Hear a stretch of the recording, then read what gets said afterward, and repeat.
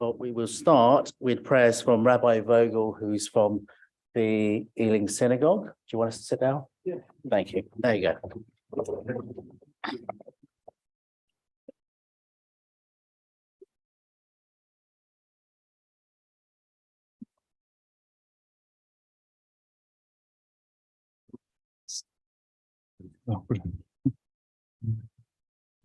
Good evening. I would like to wish you all a Shana Tova, a year of good health and true happiness. The Jewish community finds themselves between Rosh Hashanah, the head of the new year, and Yom Kippur, which is the Day of Atonement. We call it the 10 days of repentance. Once we are happy and confident that God has given us or will give us a sweet year, we then move into festivals of joy.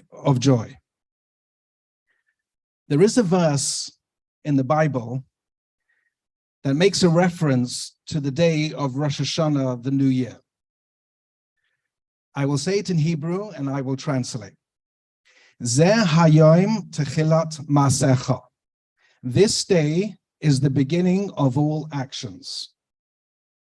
The Zeh hayom, the two words that I mentioned, this day is a reference to the day of the new year.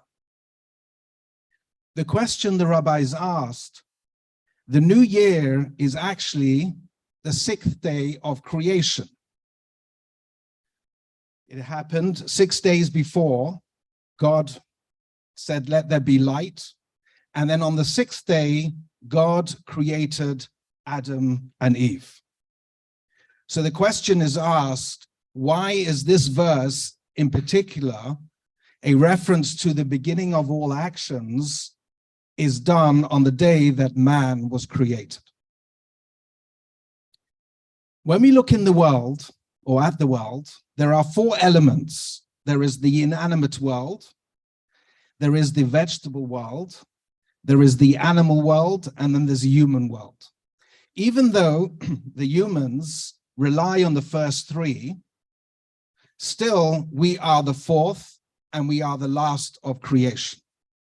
So we technically are insignificant to the bigger picture that God created the entire universe. We are very, very small.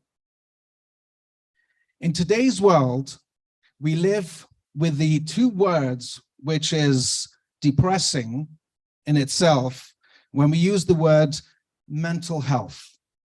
I'm sure we're all aware of what is going on in society today, that when somebody feels insignificant, not valued, not acknowledged, not validated, one feels very small. They can turn into all sorts of things, depression, anxieties, anger, frustration. But nonetheless, God is telling us a message, and I think this message is for all of us, leaders in society, where we see and need to validate every single person in society.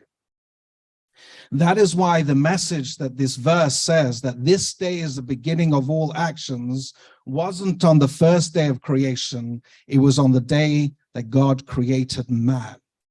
Man, even though we may feel insignificant, but we are part of this big jigsaw puzzle that has thousands of pieces.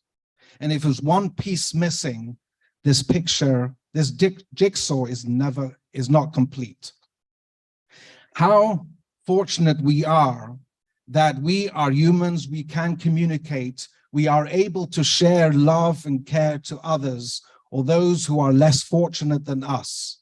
And especially in a room like this, full of leaders of society, where we recognize that every person counts. And this is the message of Rosh Hashanah, the new year, that the beginning of all action is not when God said, let there be light, or all the other parts of creation. It is when man was created. And I would like to leave you with a blessing that may God grant all of you the vision to be able to communicate the love and care to all, regardless of background, regardless of where they come from, every person is a human being. Doesn't matter what, when, and how. And God should protect those who protect others. I bless you all with true health, happiness both externally and internally, peace with mind and body. Thank you very much.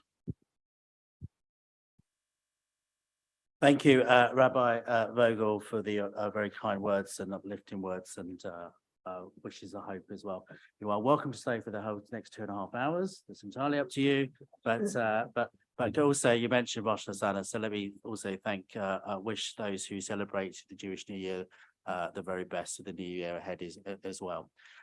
So members, officers, and for once people in the public gallery, and to everyone who may be watching on YouTube tonight, welcome to the post-summer and the post-Barbie meeting of the full council tonight. So those who watching online, my name is Councillor Tej Taylor. I'm the Mayor of Ealing and I'll be chairing the meeting tonight. Tonight, as you can see, is slightly different. It's not being held in the council chamber, but in these awe-inspiring surroundings of the atrium here in Percival House and across the road from the town hall if anybody's watching at home. So I think members, did you let them know about the fire evacuation procedures? That way.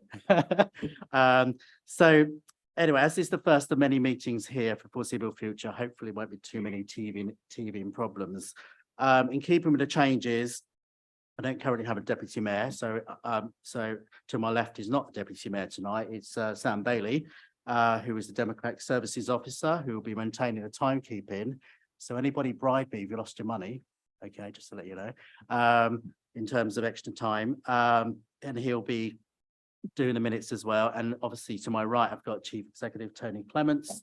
And I think on the other table to the left is Helen Harris, Director of Legal and Democratic Services, and Emily Hill, Strategic Director of Resources.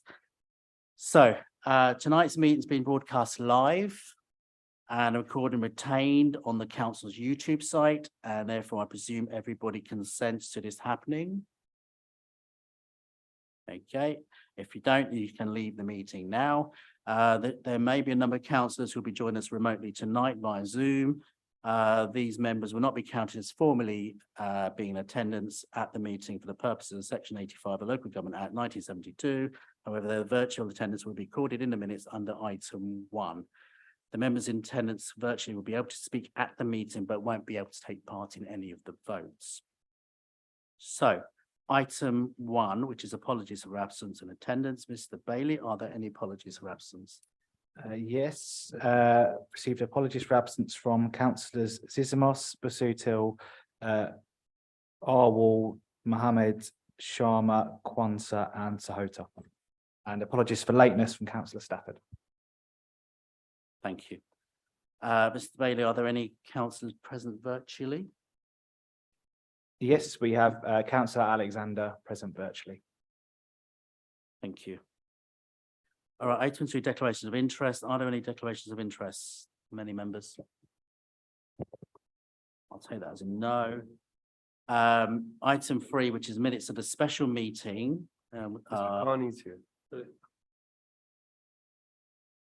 Oh, okay.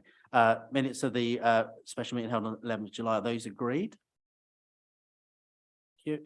And then we got the minutes of the second meeting on the 11th of July. On the minutes of the meeting held on 11th of July, also agreed? Thank you. Item 5, which is Mayor's announcements. Let me start first of all with some sad news, first of all, which you've all been notified in recent days. This morning, we learned of the death of an employee called Stephen Bowen, who passed away on Friday, 15th of September. Stephen worked for the Ealing Council for over 20 years as a huge part of the hospitality events and facilities team. And he was a friend and as well as a colleague to many, and his death has affected many staff who have been working here today. And I know his manager, Tom Masters, who's here always around, well, he's over there actually in the corner. And so our thoughts and condolences do go out to his family and friends, no doubt. Also, you would have been notified last week, great sadness, we learned of the passing of former councillor and honorary freeman, the borough, Glenn Barnum, on Monday, 11th of September, aged 78. Now, those who know him, I'll ask some councillors in a minute who've expressed their thoughts, but I just want to add my own before they do. So I've known Glenn over the sort of past decade. I know he's been very supportive, you know, in what we do in an Acton and what we've done with the community. But I last saw him about 3 or 4 weeks ago when he did visit the parlour. So his passing did come a bit of a shock. And I know he was both he was a committed trade unionist and a cooperative activist, and spent a good few years with Acton, more recently his Acton Charities as well. And he was unique in that he spent all but one of his years as a councillor as either chair or shadow chair of just one committee, and that was social services in his particular case. Councillor Johnson is somewhere. There you are. Thank you, Mr. Mayor. I don't know what this sounds like. It sounds quite loud to me. I've known Glenn Barnum for over 40 years, and I know some of you in this room knew him very well. He was known by the nickname Mr. Acton, because he'd actually stood for Parliament twice as well, but unsuccessful, even though it was by a small amount. But that didn't stop him getting on with casework. He was a very dedicated person. He was a governor of, and you can tell how long ago this was now, of the first and middle schools of Berrymead, which that's what they were called in Ealing many, many years ago. As the mayor has said, he was born in 1945 and he was 78 when he passed away. And it was a shock to many people, especially people in this room. And I've had emails from members of Parliament, Hilary Benn, who knew him well, who worked with him here, and Valerie Vaz, all sending their condolences. And I know we'll get the details of his funeral later.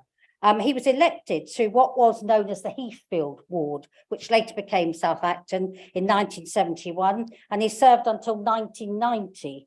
And that was quite a long time. When I came on in 86, he'd already done 4 terms. A very, very dedicated man. In his private life, he was an officer for equity, and as a result, he had lots of links and connections to people in the entertainment world. And if you needed somebody to open a school fete or a Labour Party bazaar, he could get you the person, and quite an A-list person. And long after he retired, I'd bump into him in Chiswick, and he'd just been at some grand lunch with somebody or other. He knew lots of people, and he was good at keeping in touch with people, and he cared about people. He cared about the vulnerable, the elderly, and as has been said, he was very keen on charities, Age Concern, the Acton Charities, the Frank Manning Trust, and many, many others. And I don't know how he did it, but he kept up his friendships over the years. So many people he kept in touch with, sent cards to. He was also someone who was a member of CAMRA, so he wasn't always serious. He liked his drink of beer, and he used to help out when they had the festival here.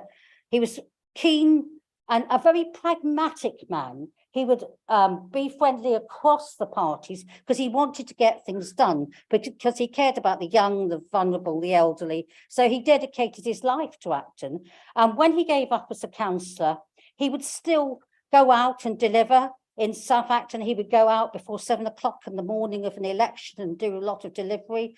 He liked coming to committee rooms, keeping in touch with people. I always was impressed by the fact he had members across parties and across the borough. Him and Piara Carbra, who's long passed away now, they would go on holidays together. And so he kept close contacts with all sorts of people, like Ranjit Deer and Virendra Sharma and so on. So he was close to many, many people, and he really will be missed in Acton. People were incredibly shocked, and if any of us can be half as good a councillor as him, I think we'll be doing well. May he rest in peace. Thank you. Thank you, Councillor Johnson. Councillor Ball. Thank you, Mr. Mayor. I sadly was not a councillor in 1990 when Councillor Barnum completed his service here, but I did meet Glenn on several occasions over the years since, when he attended civic events in his role as a freeman of the borough. I found him to be good company, keeping himself well informed about both local and national topical political issues, and always with a keen sense of humour. And of course, Glenn's considerable charitable and community activities were well known throughout the borough. I also encountered Glenn online We followed each other on Twitter, or X, we're supposed to call it now, where Glenn described himself in his bio as left of centre and anti-bureaucrats, political sects and windbags. I think that's a fine attitude. Right up until his death, Glenn continued to post his political views about the failings of the current government and also contributed to conversations about the arts and local interests. Freedom of the Borough, Glenn Barnum will be sadly missed. Thank you, Councillor Paul. Councillor Callan. Thank you, Chair. I was very, very sad to hear that Glenn Barnum had passed away. Of course, I'm a baby councillor. Glenn was a Labour councillor for Heathfield Ward, now South Acton, from 1971 to 1990, parliamentary candidate 74 and 79, and became a Freeman of the Borough in 2008. He was a radio and broadcasting officer for Equity, and actually Glenn was an expert on royalties and spent a lot of time helping performers access hidden royalty payments. And I can't think why that might be of interest to me. But he was also always helping out at the Questus Theatre. Now, I actually got to know Glenn much more recently when he was appointed a trustee of Acton Charities. We have a very strict financial control there that a trustee there must be 3 trustees who agree any expenditure. And Glenn was always the very first to respond, and he had a wealth of practical and useful advice for me as the administrative clerk. Now, all that's all very well, but Glenn was also a rare politician who could make you forget about which party you belonged to. He only cared really about the only important thing, and that's making life better for the people around us. And he'll be remembered with love. Thank you, Councillor Callan. And if members don't mind, if you want to just join in observing a minute silence.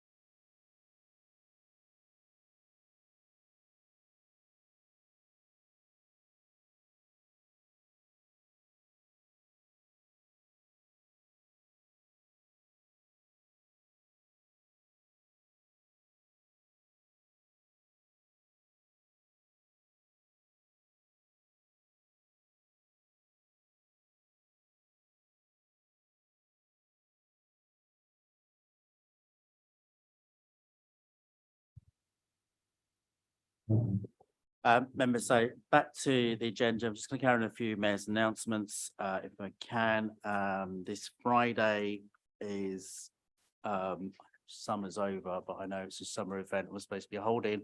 I know Glenn was planning to come on Friday, but we've sold most tickets now. There's a handful left. Anybody who wants to come along. It is on Bromyard Avenue, and just to confirm, I'm not being picked up by the driver. Okay, because it's a 2-minute walk from where I live. Can I also say that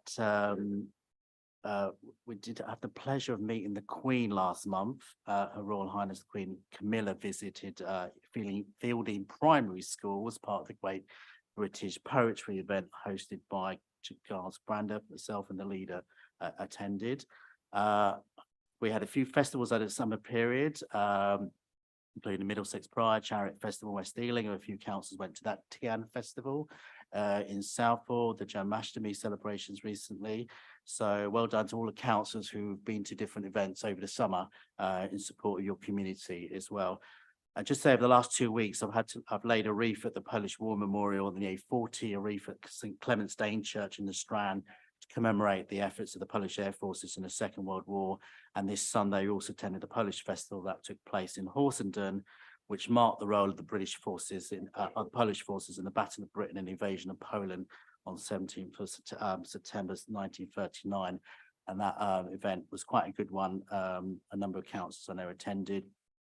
For those who may not be familiar We've got about 20,000 Polish citizens that live in the borough, and much more, of course, of Polish heritage as well. So it's a significant population. Just briefly, things that we got coming up very shortly, soon. We've got the Indian Hindu festival season coming up in October and the build up to Diwali. I won't tell you if you're going to see me dancing in any videos somewhere. There is this weekend, Visit My Mosque Day, as mosques across the UK for open their doors to the visitors. So I encourage members to go and visit their local mosques. We've got the Ealing Half Marathon this Sunday. So good luck to everyone who may be running that. I may get to sit inside of a Porsche, but but that's a different story. But why run when you can drive in style, right? And then also with no meetings, obviously between now and December, please make a note of the civic remembrance services that are coming up, including Remembrance Sunday on the 12th of November as well. That's it from me. So the next item is petitions from members of the public. There are no petitions from members of the public. The next item is petition members of the council. There are no petitions from members of the council. So we're now on to questions from members of the public. Now, there was notification given, 3 questions under the new rules agreed at the last council meeting. They were published on the agenda, but however, 2 of those have been withdrawn. The third person is here. It's Benjamin Allen, I think is here, who has given notice that he wishes to ask a question of Councillor Deirdre Costigan, Deputy Leader of the Council and Cabinet Member for Climate Action. Ben, when you're ready to ask a question. Thank you for the opportunity, Mr. Mayor. Eltham Park Road has passed a high-level filter on the council's traffic calming flowchart. A detailed localised study is therefore required. What will the study consist of? When will the study be concluded? And what criteria will be used to determine if the study shows traffic calming is required? Thank you, Benjamin, for the question. And you'll be aware that I went to visit residents on Eltham Park Road and also Leighton Road at the end of June, at the invitation of a neighbour of yours, Alexandra Kiss, who came to a previous council meeting. And I went there in order to talk through with residents their concerns about traffic in the area. So for anyone in the room who's not aware, Eltham Park Road and Leighton Road, they're narrow roads with parking on both sides and a lot of through traffic for such a narrow carriageway. And I have full sympathy for residents, including yourself, Benjamin, living there. And I'm really keen that we work together to find solutions.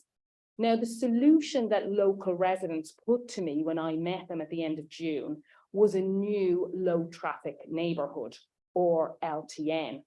And I did explain that the previous LTN 21 that covered the area didn't work.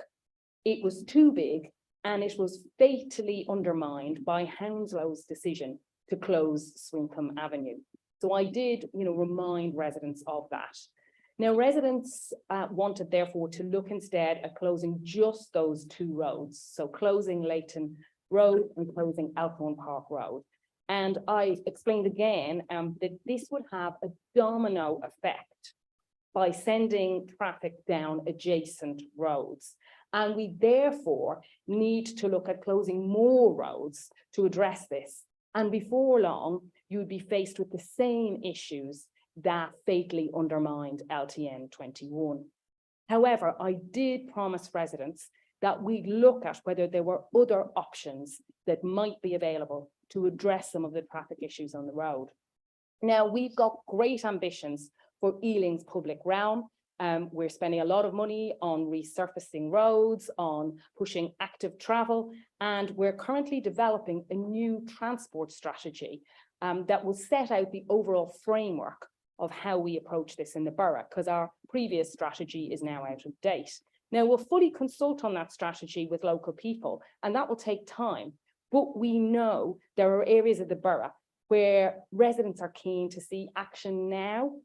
And therefore, as part of the strategy development this autumn, we'll be launching something we're calling FUN, F-U-N, and it stands for Free-Ranging Urban Neighbourhoods. And it's a new approach we're going to take to reimagineer our streets, neighbourhoods and public places.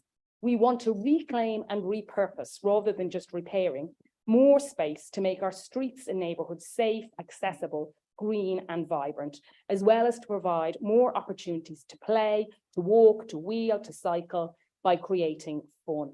So throughout the remainder of this year, we'll commence with some fun prototyping, looking at existing programmed works and looking at whether we can come up with ideas that can kind of start that conversation and come up with ideas that might work in other areas of the borough as well. But we're going to commence this fun idea with Leighton Road and with Eltham Park Road. And they'll both be included in traffic surveys that we're planning this autumn.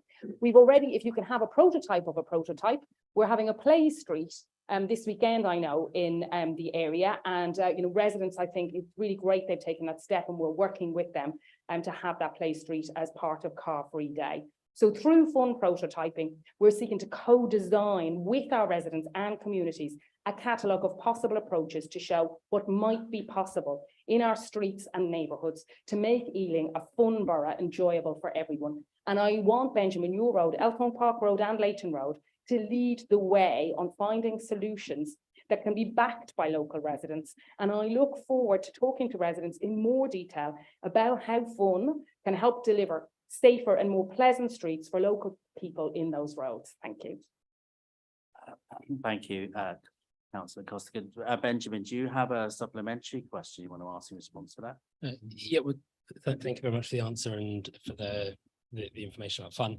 Can I just try and pin down on some specifics though, because obviously this has been a very long-standing problem. There have been lots of very warm words over very, very many years. When will the fun prototype start with us on Leighton Park Road? What exactly will it consist of, and when would you expect traffic calming measures to be in place? Because this isn't an issue for discussion and debate, it is an issue for action, and that's something that needs addressing rapidly.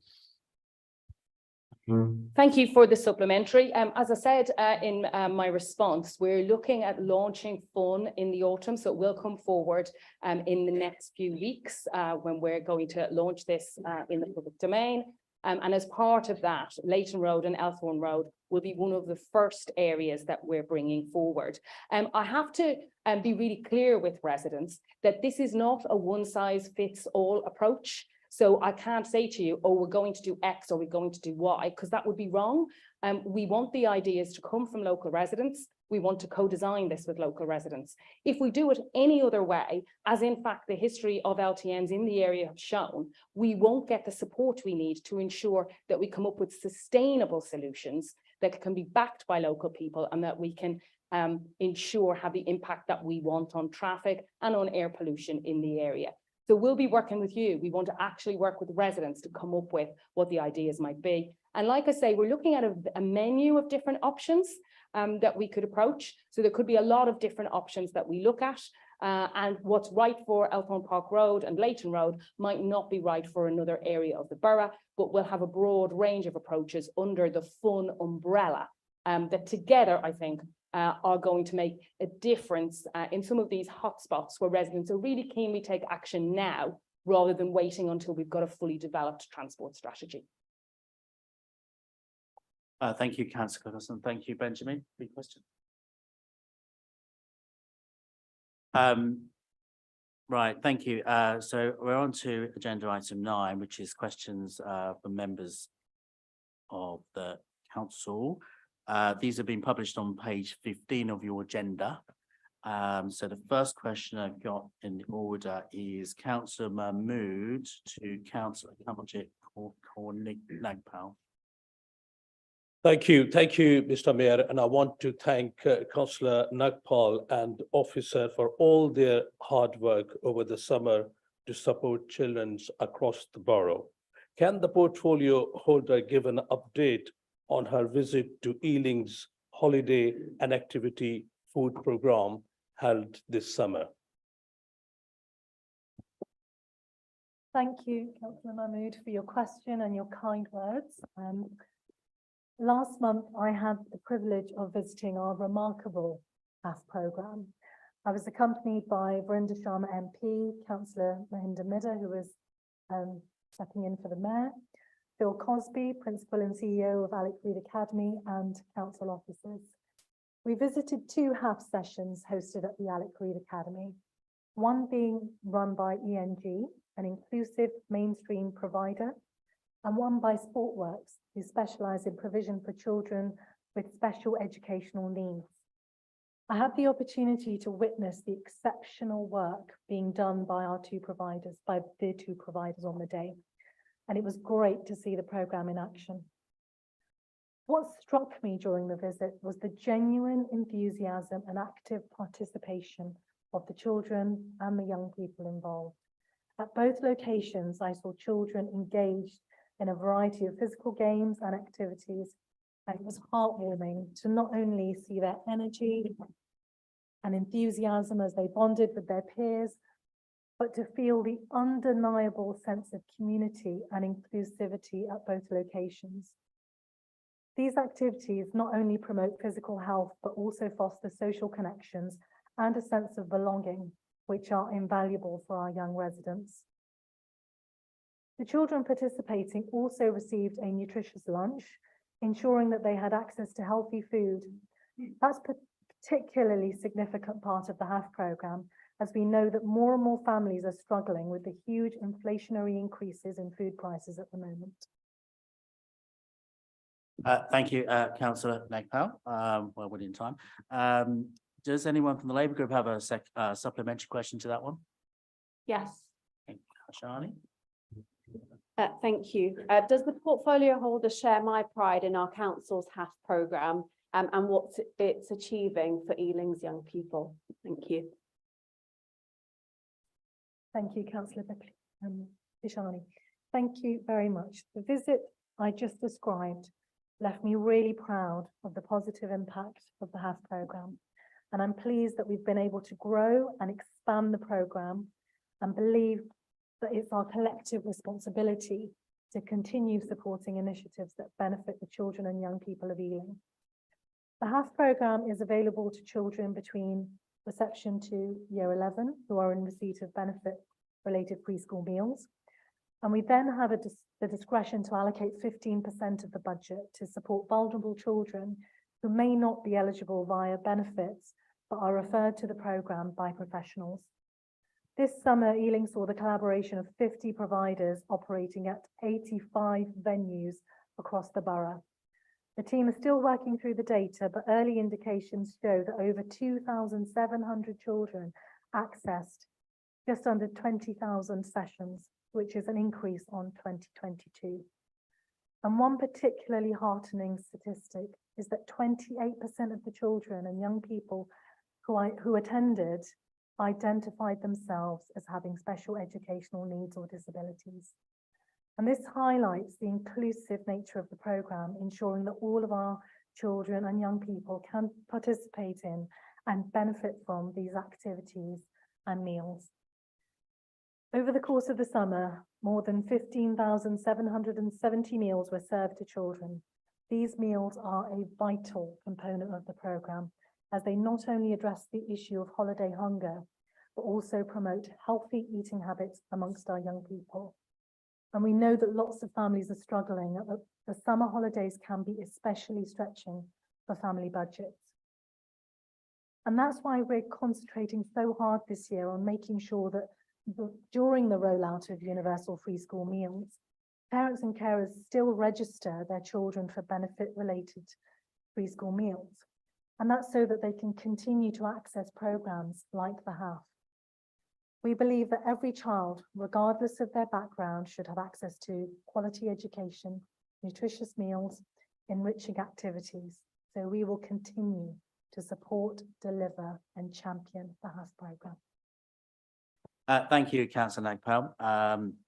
The next question I've got is, actually got another one coming up, from Councillor Ball. Thank you, Mr. Mayor. Does the portfolio holder agree that the government's response to the RAC crisis has been woeful and that Rishi Sunak's decision in 2020 as Chancellor to halve spending on school rebuilding was lamentable?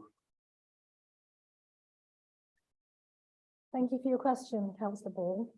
And perhaps unusually for a question from Councillor Ball, I couldn't agree more. Prime Minister's decision to slash spending on school rebuilding is regrettable, because this is a matter of utmost importance and it's vital that we address it with the seriousness that it deserves, something that the Education Secretary was clearly unable to bring herself to do. It is outrageous that the government has consistently cut funding for school buildings and then has the gall to turn around and blame schools and local authorities for this latest scandal. It is a crisis stemming from the stroke of a pen in a Whitehall department 10 years ago. And now children all over the country are sat under ceilings that are held up with wooden tops. What sort of a message does this send to children and young people about how they are valued in society, about how seriously they should take their education? And all of this was preventable.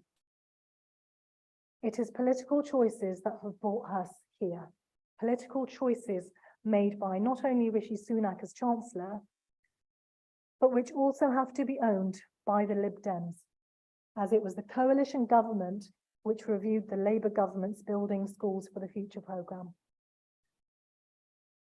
Ellen Wilkinson is the only school in Ealing that's directly been affected. The leader and I were actually there just a few weeks ago for GCSE Results Day.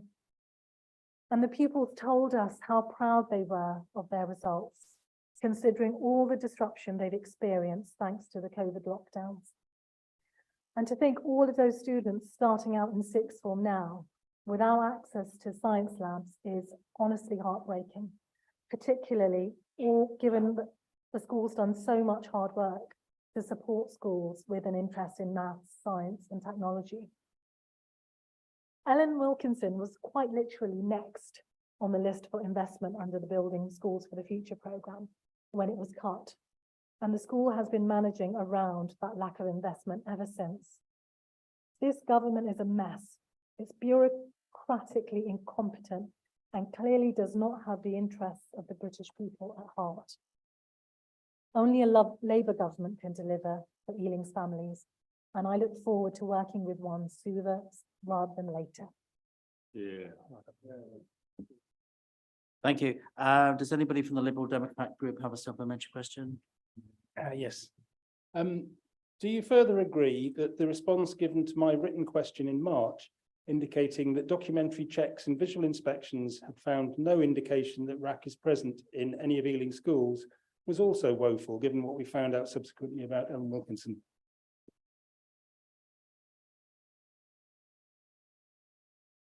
Okay, so Councillor Ball, I think firstly, for a bit of context, it was the 2010 coalition government that reviewed Labour government's Building Schools for Future programme and reduced the number of schools in the programme.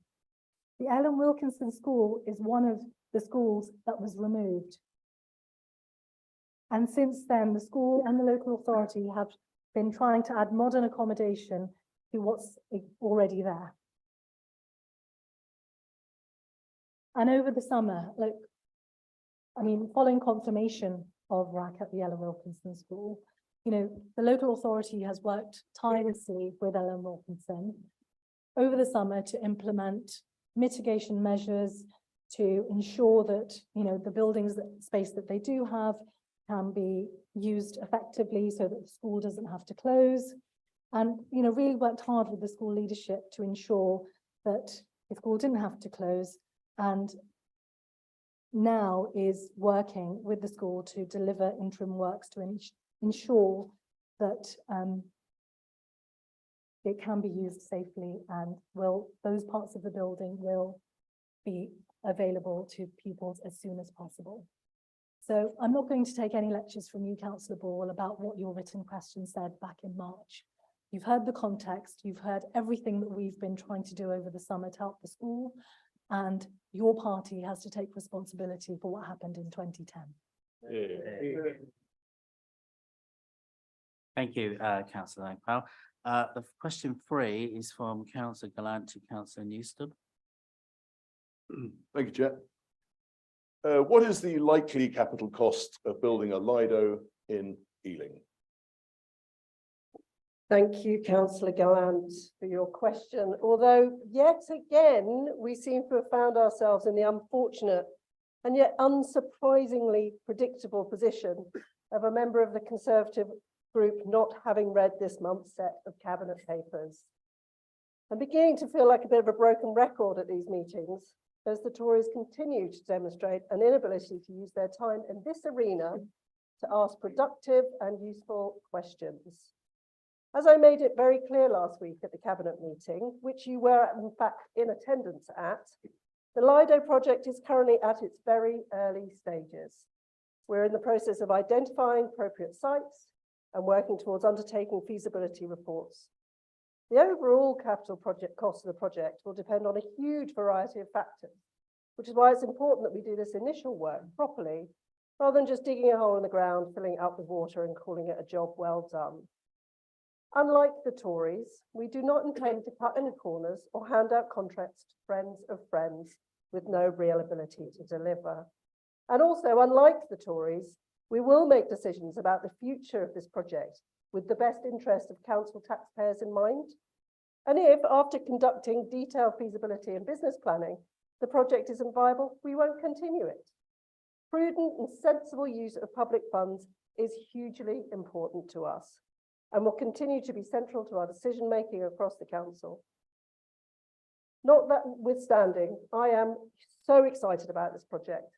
It's caused a great buzz across the borough, and I know that people across the borough share that excitement. I really look forward to continuing to update you on the progress of the project as we move forward to deliver high-quality outdoor and indoor leisure facilities for the people of Ealing. Thank you.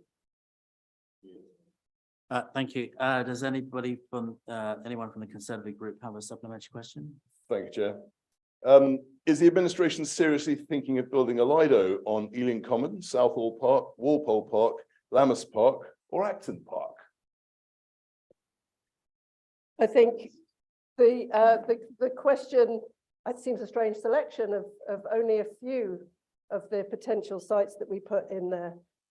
What is crucial is that there are a number of sites where we could cite a Lido. There's enough controversy about how that is pronounced. And I think all of those deserve looking at seriously, because I think many of the residents in those neighbourhoods would very much welcome a Lido. We've got a long way to go. There's a lot of consultation, a lot of looking at the feasibility of those sites. And all of those sites are in fact, on the list we looked at very seriously. Thanks for your question. Thank you. Moving swimmingly along to Councillor Nagpal to Councillor Donnelly. Going.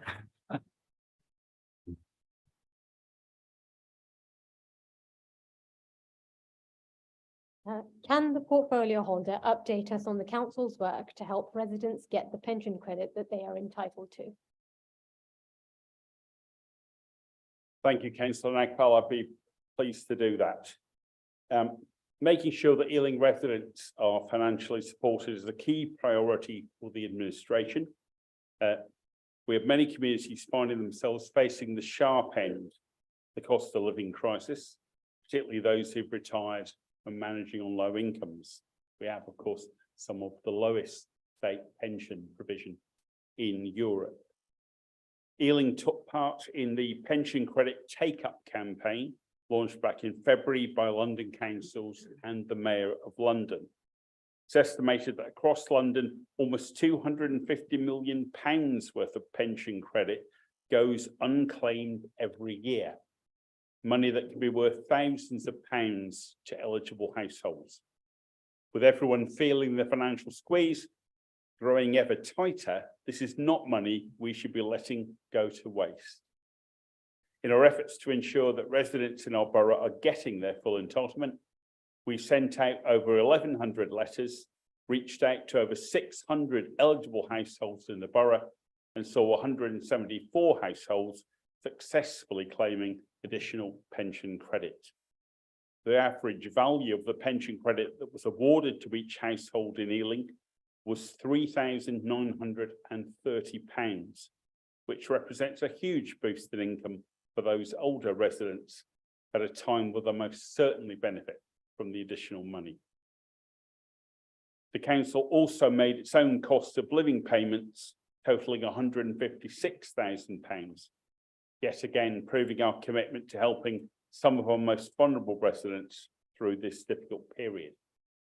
I'm extremely proud of all the hard work that's gone in to ensuring that those claiming their state pension in the borough are financially supported, especially in a time of high inflation and economic instability.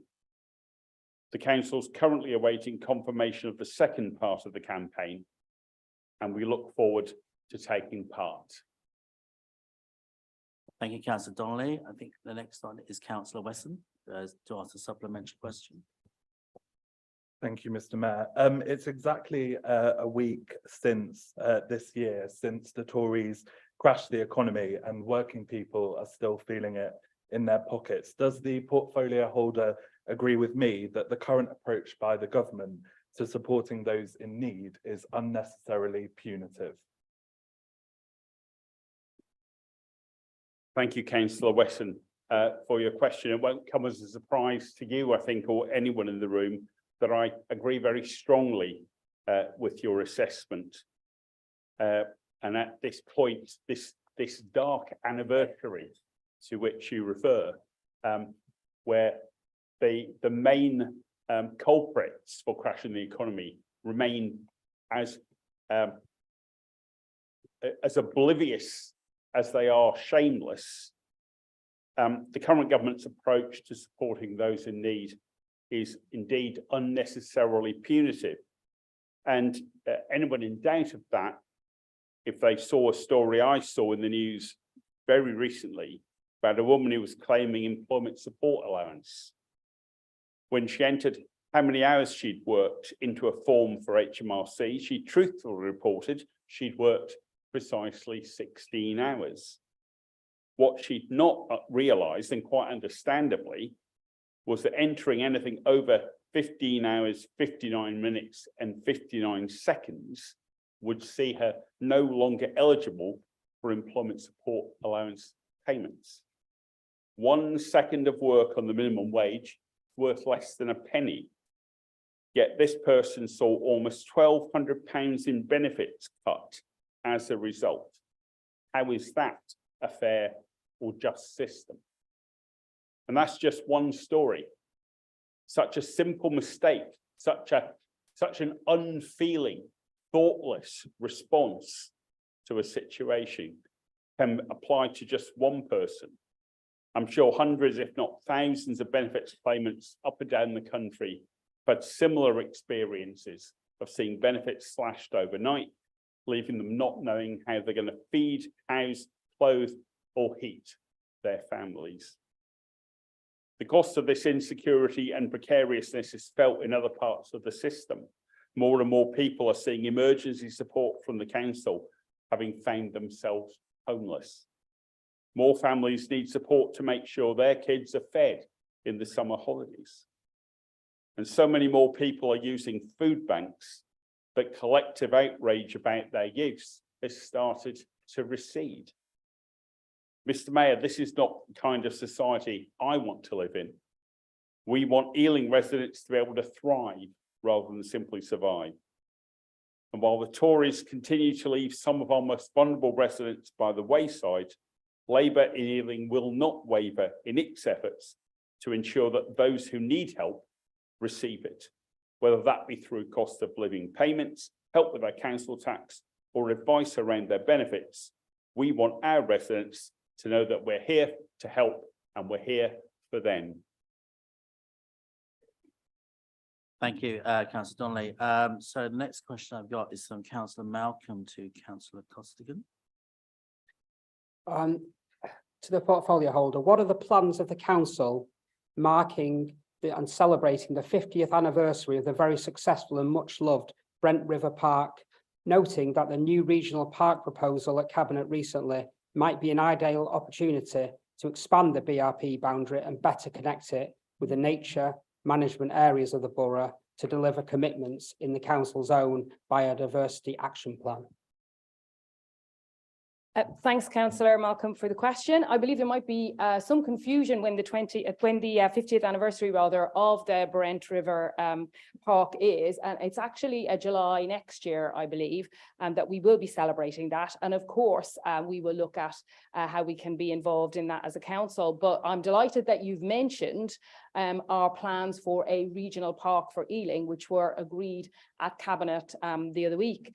So we know that, we're facing a climate emergency, and as a council, we have made a commitment to delivering 10 new parks, to rewilding 800,000 square meters of the borough, the size of 130 football pitches, to bring forward, initiatives to address flooding, community food growing, so much that we want to do.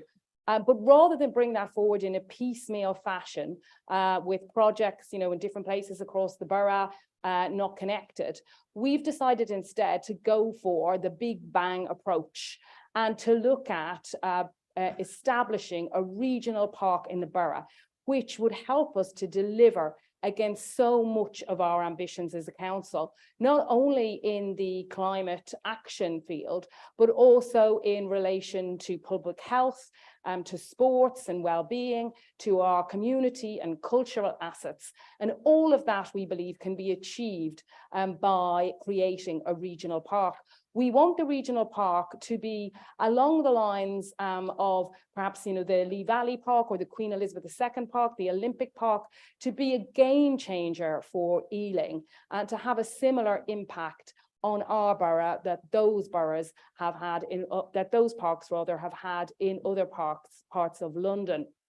And our vision for the park is that it would be more than just a great day out, that there would be so much more for residents, and not just residents of Ealing. In fact, it would be a destination beyond Ealing to be able to make use of.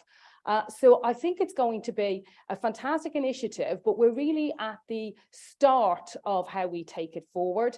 We've agreed, as I say, the vision, and we're thinking about what might go into the park. But what we want to do is work with local residents. We want to establish a sounding board, which will look at what people want to see in a regional park and how we manage to ensure that we address all of those different issues that the council wants to deliver against. With what I think is a great idea, which could be transformative, I think, for our borough, could make us the envy, not just of West London, but much of London. And I really look forward to working not only in partnership with local residents, but also, I hope, with opposition parties, who I hope, their imaginations will equally be caught by this idea, and that, opposition councillors will also back us in this initiative, get behind it and help us to deliver across, as I say, not just climate action, but public health, and creating beautiful spaces for local residents, places for play, places for sport, places for cultural heritage. Thank you. Councillor Consigan. Does anybody from the Lib Dem group have a supplementary question as well?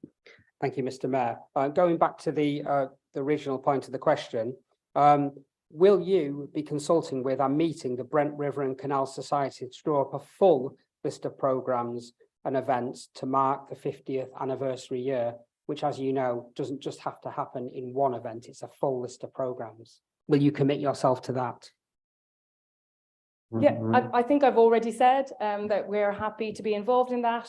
It is a year later, I think that a little later than the Lib Dems had thought it was, but we will, of course, work with our partners to make sure that we mark that. I must say, if I could just go back to my response earlier, I have noticed a little bit of, shall we say, a pattern with the Liberal Democrats' response to some of the initiatives that we've brought forward.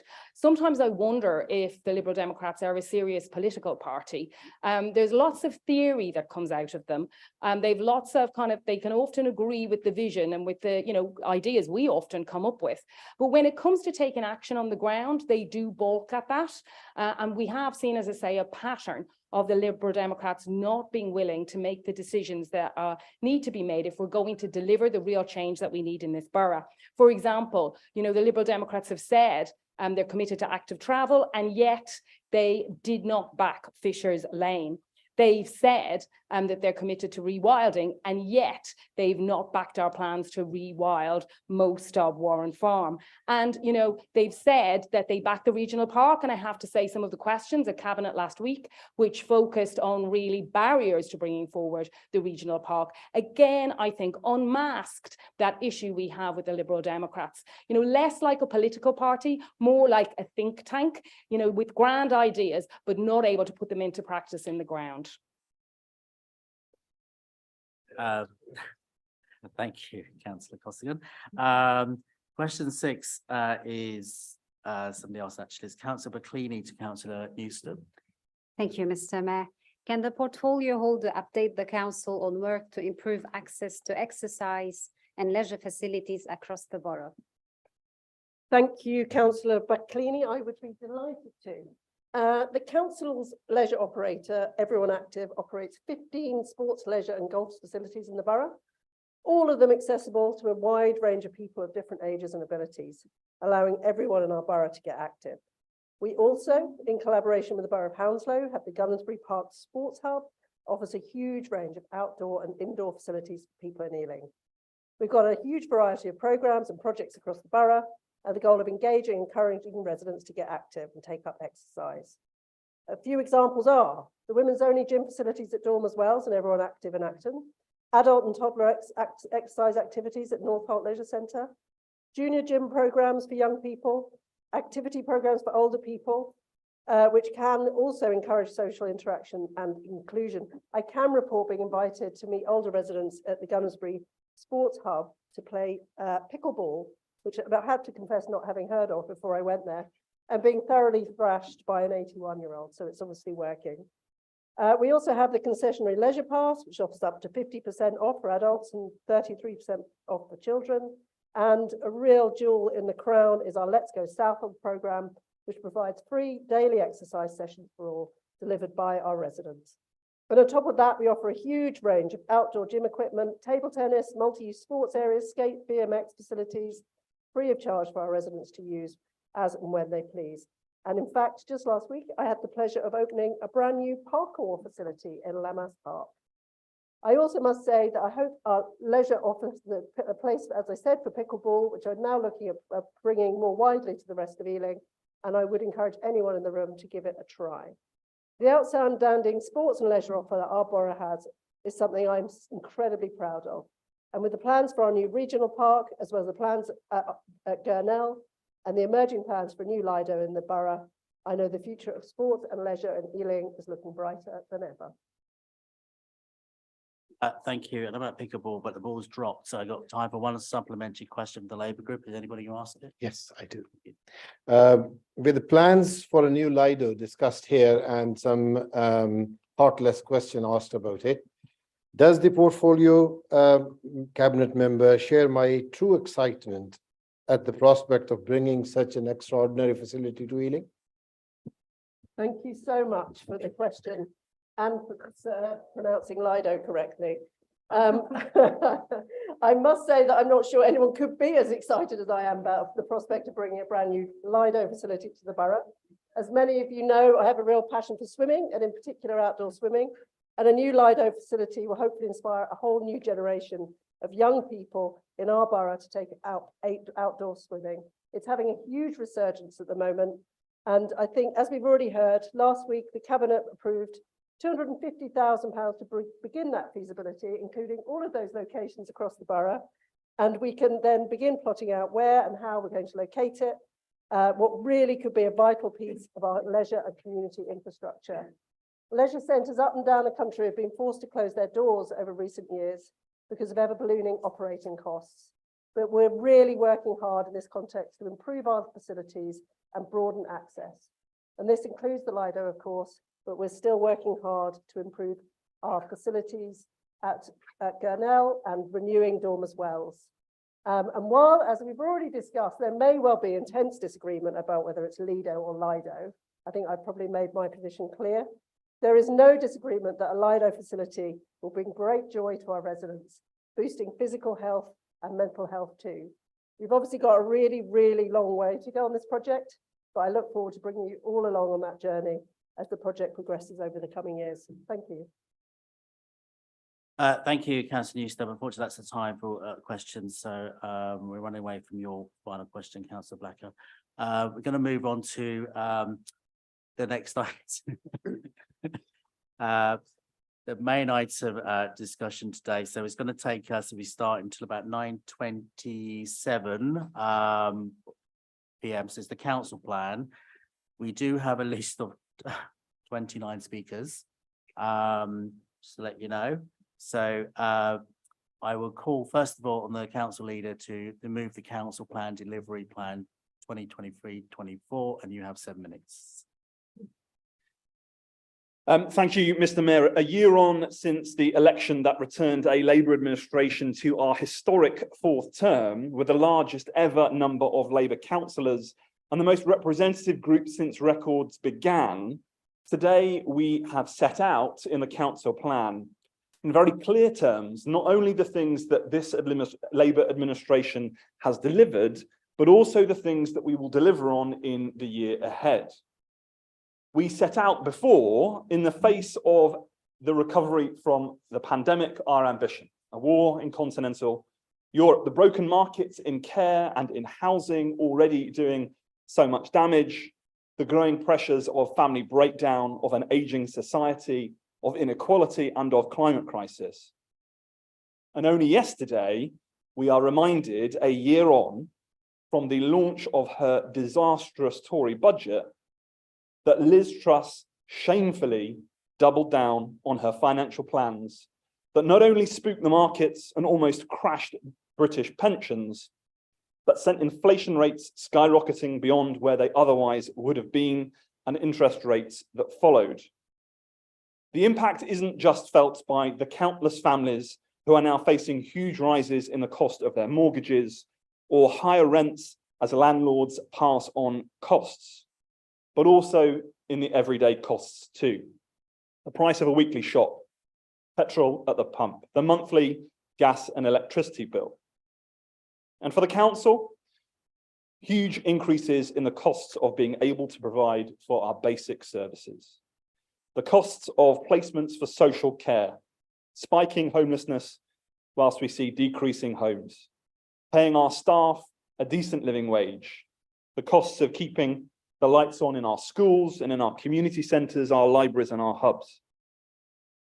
And whilst we remind ourselves too that it is the Tories that have crashed the British economy, let's not forget too that the Liberal Democrats, in all their smuggery, as they sit on borrowed seats and on borrowed time, were precisely the people who shook hands with the Tories to begin 13 years of austerity, which have left councils like ours with far less money, and unlike ours, far less resilience and the ability to weather the storm ahead. And let me be clear, we face into huge economic headwinds. But we know, as the temporary custodians of this great borough, that our task isn't simply to weather that storm, it's to do great things and to fulfill the ambition and the promise that the people of this borough have entrusted us to just over a year ago. We will always strive to be better at the things that we know we need to improve. In the year ahead, we will come out from under our voluntary undertaking with the social housing regulator, and we'll make good our commitment that we made last year to decommission Marsden Court. Tonight, the cabinet members of the administration and our members are going to set out not only the things that we've achieved in the past year, but also the things that we know that we will do in the year ahead. Setting out a vision for growth through our local plan, delivering on the historic and unrealized ambition for a regional park, taking our next steps to rebuild Gurnell and to deliver a new Lido, opening up our decision-making with town forums and the very doors to this building, and making fun the primary purpose of our streets and our public spaces. All of this underpinned by 3 basic principles that sit at the heart of what we are trying to achieve. A more equal place, where we bring good jobs and prosperity back to the heart of our 7 towns. and embrace a more distributed and a more local way of living, loving, and working. A more involved place where our residents in our towns come together to deliberate and compromise and decide for themselves the kind of community that we want to build together. And a more interdependent place where we embrace each other as neighbours and as friends who, despite the challenges that we face individually and collectively, will look out for each other, celebrate together, support each other through adversity, to be together. All of this delivered through careful, prudent financial management, where we're deemed fit to practice on the things that our residents expect us to be good at, but where we are brilliant and creative and embrace the energy of the task that we face. Remaining always hopeful in the face of adversity that so many of us are facing, committed to changing our part of the world for the better. And yes, being open about the things that we need to do, transparent about the challenges we face and the difficult decisions that we know are ahead of us, and being inclusive in how we take our decisions, empowering and amplifying the voices of those who are too often overlooked. So finally, Mr. Mayor, some thanks to our staff, our incredible public servants who rise to the challenge every day of diminishing resources and increased demands with purpose and drive. Nothing in our council's ambition or this plan would have been achieved or will be achieved without their labours.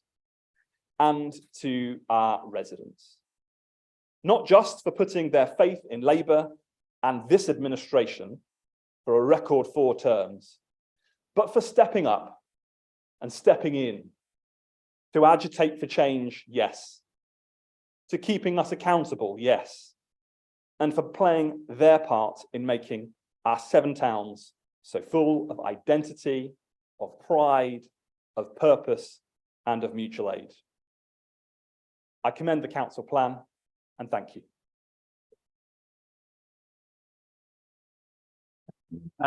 Thank you, Councillor Mason. Next up, I've got Councillor Costigan, who's the second motion, got 3 minutes. Mr. Mayor, I second the council plan and the actions in it. We're facing a climate and clean air emergency and we need a clear plan. Because Ealing Labour has a clear plan, we've doubled the number of electric vehicle charging points in the space of a year, and we've doubled the number of bike hangers in 6 months.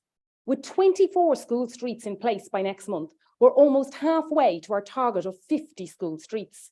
We've resurfaced over 80 roads and pavements, with at least as many planned for next year. But this is an emergency, so we're going even further. We're not just repairing, but improving our roads, adding new trees, sustainable drainage, and as part of our fun FUN approach, making streets kids feel safe in. We're transforming Northolt with new cycle lanes, and Get Southall Moving is bringing active travel to an area of the borough sometimes neglected. We're consistently in the top 3 London boroughs when it comes to our recycling rate, and Ealing is officially the 5th best borough in the country for fining fly tippers. But this is an emergency, so we're going even further. We're piloting new waste containers for flats over shops, using CCTV to prosecute more fly tippers, and planning to open a library of things to avoid waste in the first place. We've ramped up fines to the maximum allowed for those who pollute our air by idling unnecessarily, and we've erected new anti-idling signs at the borough borders. But this is an emergency, so we're going even further. Our air quality strategy will be published in October with a range of actions we'll be taking to clean up our air. We'll have planted a massive 20,000 trees by next April, well on our way to our 50,000 new trees we promised in order to soak up emissions. But this is an emergency, so we're going even further. We've announced plans for a new regional park for Ealing, a green lung down the centre of the borough, creating new habitats and rewilded areas. And we're working hard with Imperial College to agree final plans for rewilding the majority of Warren Farm. Mr. Mayor, we've done so much and we've got a great plan to do more, but this is an emergency and we need to go even further. But government funding for retrofitting is a drop in the ocean of what we need, with many residents unable to afford to insulate leaky homes or buy a heat pump. In contrast, the Labour Party has promised a fully costed plan to retrofit 19 million homes and to make the UK a cheap and clean energy superpower, setting up UK Energy to ensure we create energy security and stop our dependency on expensive and climate-destroying fossil fuels. Mr. Mayor, without a plan, all you've got is empty promises, and that's what we're getting from this Conservative government. Rishi Sunak doesn't have a plan to clean up our air, he doesn't have a plan to cut our energy bills, and he doesn't have a plan to fight the climate emergency. In fact, it's just been announced by the BBC that he's about to roll back on the few climate promises he'd made. Why?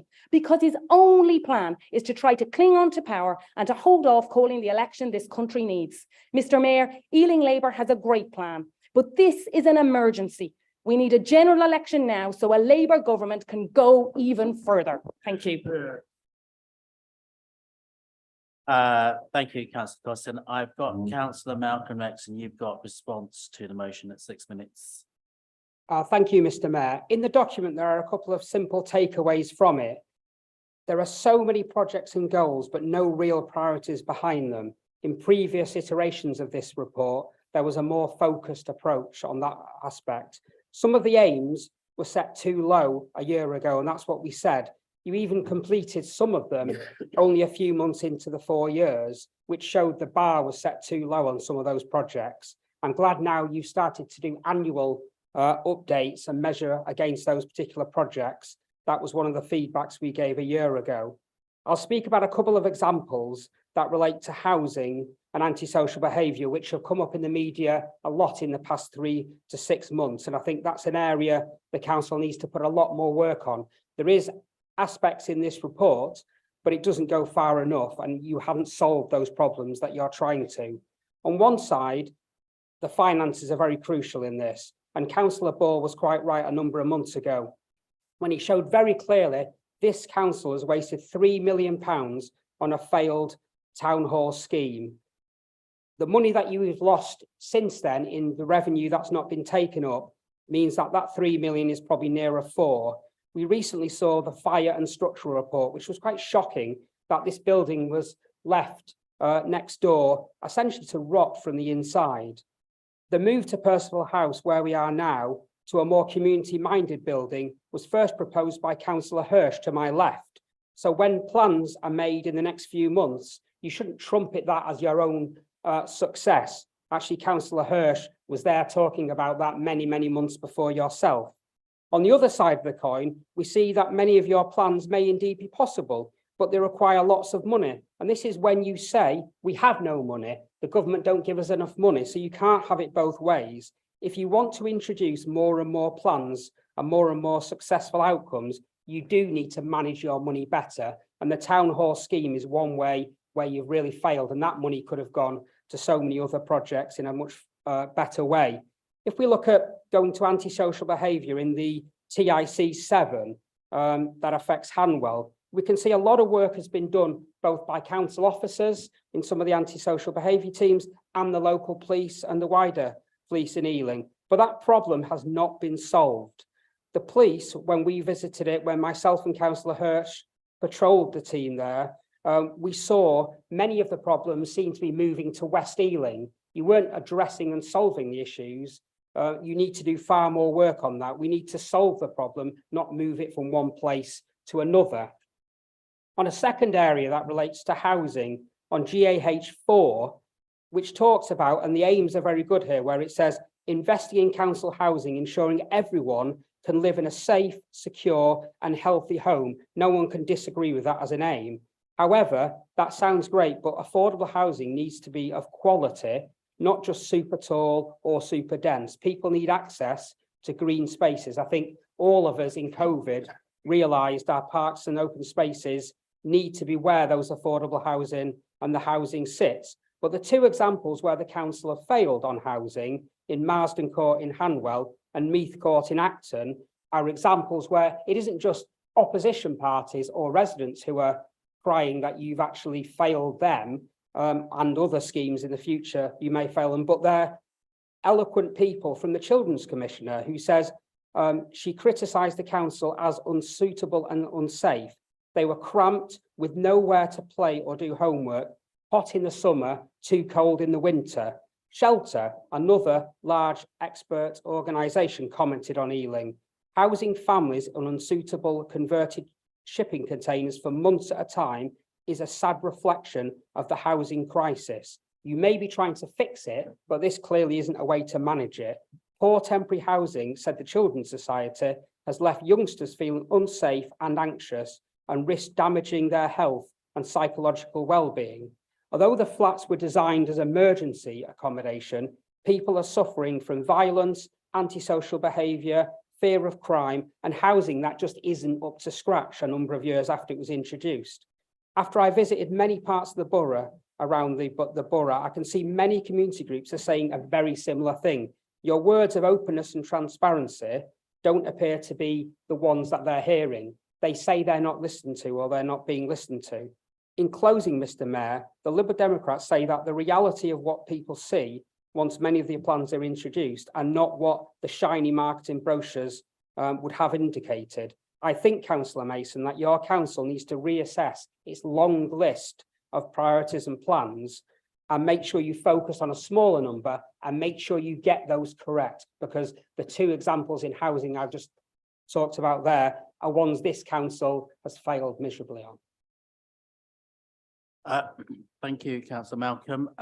Next up, I've got Councillor Gillard, who's also going to respond. You've also got 6 minutes.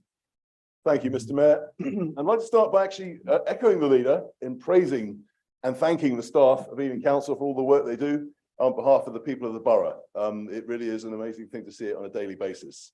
Our job is to examine this delivery plan and what it means for Ealing. We have examined it, and we will not be supporting it today because it deals in impracticalities rather than looking at the situation as is. And that doesn't mean, of course, that there are no positive elements. On climate action, for example, we read about the plans to engage and enforce on idling. And this is something that could positively affect the lives of hundreds of Ealing people, much more, by the way, than the ill-conceived expansion of the ULEZ. And I'd remind the council leader at the last council session when he calmly and confidently predicted the result of the Uxbridge by-election. I don't know which crystal ball he was looking at, but it needs a bit of a polish. The problem with this plan it doesn't prioritize linkage with other boroughs. And if that doesn't happen, in practical terms, any Ealing action is just symbolic. Now, give you an example. In detail, the new youth centre in Southall, what an excellent project, which I'm sure will attract support across the chamber. There are many positive indicators of intent in education, but these are compromised by a pernicious little paragraph, which states that Ealing's academies are only interested in profits. Well, I'm going to put that to an Acton Primary Academy, which is working flat out to accommodate their full intake, creating extra space for SEN pupils whose families have specifically chosen this excellent school. I'm going to focus on communities and culture. We have a cultural manifesto passed by Cabinet. Its ideals are laudable. Develop a proposal for a new cultural space, submit a bid to be London Borough of Culture, a diverse and inclusive programme of festivals and events. Now, no one's going to argue with that. But unlike our neighbouring borough of Hillingdon, it doesn't prioritise building on what's already in place, talking to people who actually do culture. Now, I was at the superb Ealing to Broadway event in July with the leader and the portfolio holder for A Fairer Start, had a fantastic evening. None of us councillors would have a clue how to create and organise such an event, which involved hundreds of Ealing children, brilliant content and brilliant stage management. We leave them alone. That's what we should do. Leave them alone, help them shape their opportunities, and above all, help widen participation in music making. Mr. Mayor, I'm very worried that town forums are presented in this plan as a fait accompli, while there's still no clear indication as to their format, who will chair them, who may attend. The problem with this project is that Ealing residents don't necessarily think in town. Take our W4 residents in Southfield, for example. They'll be part of Acton, presumably, but they probably think of themselves as Ealing residents whose nearest town is Chiswick. And I could easily have said the same of residents in Northolt or Southall? Where's my town, Mr. Mayor? I live in Acton, but I represent Ealing Broadway. I might have a business in Greenford. Where's my town? And that's before we start talking about budgets, which are likely to be in six figures. We still don't know who's going to decide on spending. We still don't know what the role of elected councillors will be. We're even told that the makeup of town forums might vary from town to town. Yet the first town forum is due to take place in December 2023. Mr. Mayor, my colleagues are going to cover other parts of this plan. I'm afraid it's full of imprecisions and vagaries and uncertainties, and we won't be accepting it in its current form. Thank you, Councillor Gallant. So as we go down the list, so first up, Councillor Haley. Thank you, Mr. Mayor. This evening, while I was writing my speech, I was trying to focus on my speech and trying to do it in 3 minutes. But when the Tory councillors speak, somehow I get irritated. Councillor Glan, I'm going to spend 1 minute on you. Sadly, then I'm going to have to use another minute on mine. You talked about SEND policy and SEND schools and how arts are struggling with SEND children. Did you forget it was your government that recently wrote a report about how they took all the SEND cuts and funding away from our children? Therefore, now we have to educate SEND children in school cupboards. Your government, not Labour government. Correction. Sorry, Mr. Mayor, I've got 1 more minute either. I promise I'll behave this evening. Thank you so much for this opportunity, and I'm honoured to be speaking this evening on a council plan and the achievement we have made in Ealing Borough. I just want to start with a story. Sarah Evard, Bieber Henry, Nicola Smallman, Sabina Nessa, Zara Alina, and countless other women share one thing in common. These women have been a victim of heinous crimes committed against them. Again, Tory cuts. Their lives and dreams and aspirations were suddenly cut to short due to acts of violence. Mr. Mayor, when I was 18, studying University of Hull, I have had one of the severest experiences and worst time of my whole entire life. And my university journey had a bittersweet. It was conflicted with a tragic event that deeply affected me, and it was a heartbreaking situation and experience in my life that I will never forget. I have lost a dear friend who I met at uni, Rebecca Love. Many of you might see her in the news. She was to an act of violence against women and girls. Her death was resulting of a disturbing incident where a young man we went to uni with, had proceeded to stab my friend with a pen and strangled her to death. No woman should ever to live in fear of such incidents, and it's our responsibility to create a safer environment for all, which is why I commend all the efforts and changes we have made in our council plan in Ealing Council. We have spoken to over 3,000 women and girls that participated in Safer Ealing for Women listening exercise. This survey has shed light on worries and concerns that we took into consideration. Our strategy focused on 4 key priorities, which was improving and extending street lights by ensuring public spaces, and we can create atmosphere so that danger can potentially be seen and warned. We also have launched an education program that will be offered to all secondary schools in the area. This program will focus on promoting healthy relationships, equipping young individuals with the knowledge and the skills they need to foster and respect and empathy. And I believe through education, we aim to prevent any violence from happening again. There's also been installed 40 new CCTV cameras in the borough. These cameras decided to aid addressing any incidents that may occur. The aim is to make sure that women and girls feel safer around Ealing. Councillor, I'm going to have to make the hand up now. Okay. Lastly, I lost my thought now. I had the privilege of working closely with different organisations, Forward Charity, the Avengers, Southall Black Sisters, witnessing the incredible work and the impact they have made around Ealing Borough. These communities offer safe space and safe networks for survivors in violence. They create hubs, they provide hubs which are much needed for women and girls to take guidance and counselling. Mr. Mayor, we cannot afford to turn a blind eye on the suffering and injustice experienced by the women in our society, especially in the borough. Fighting inequality remains one of Ealing Council's top priorities. We are committed to create safer and fairer and more inclusive community for all. Thank you, Mr. Mayor.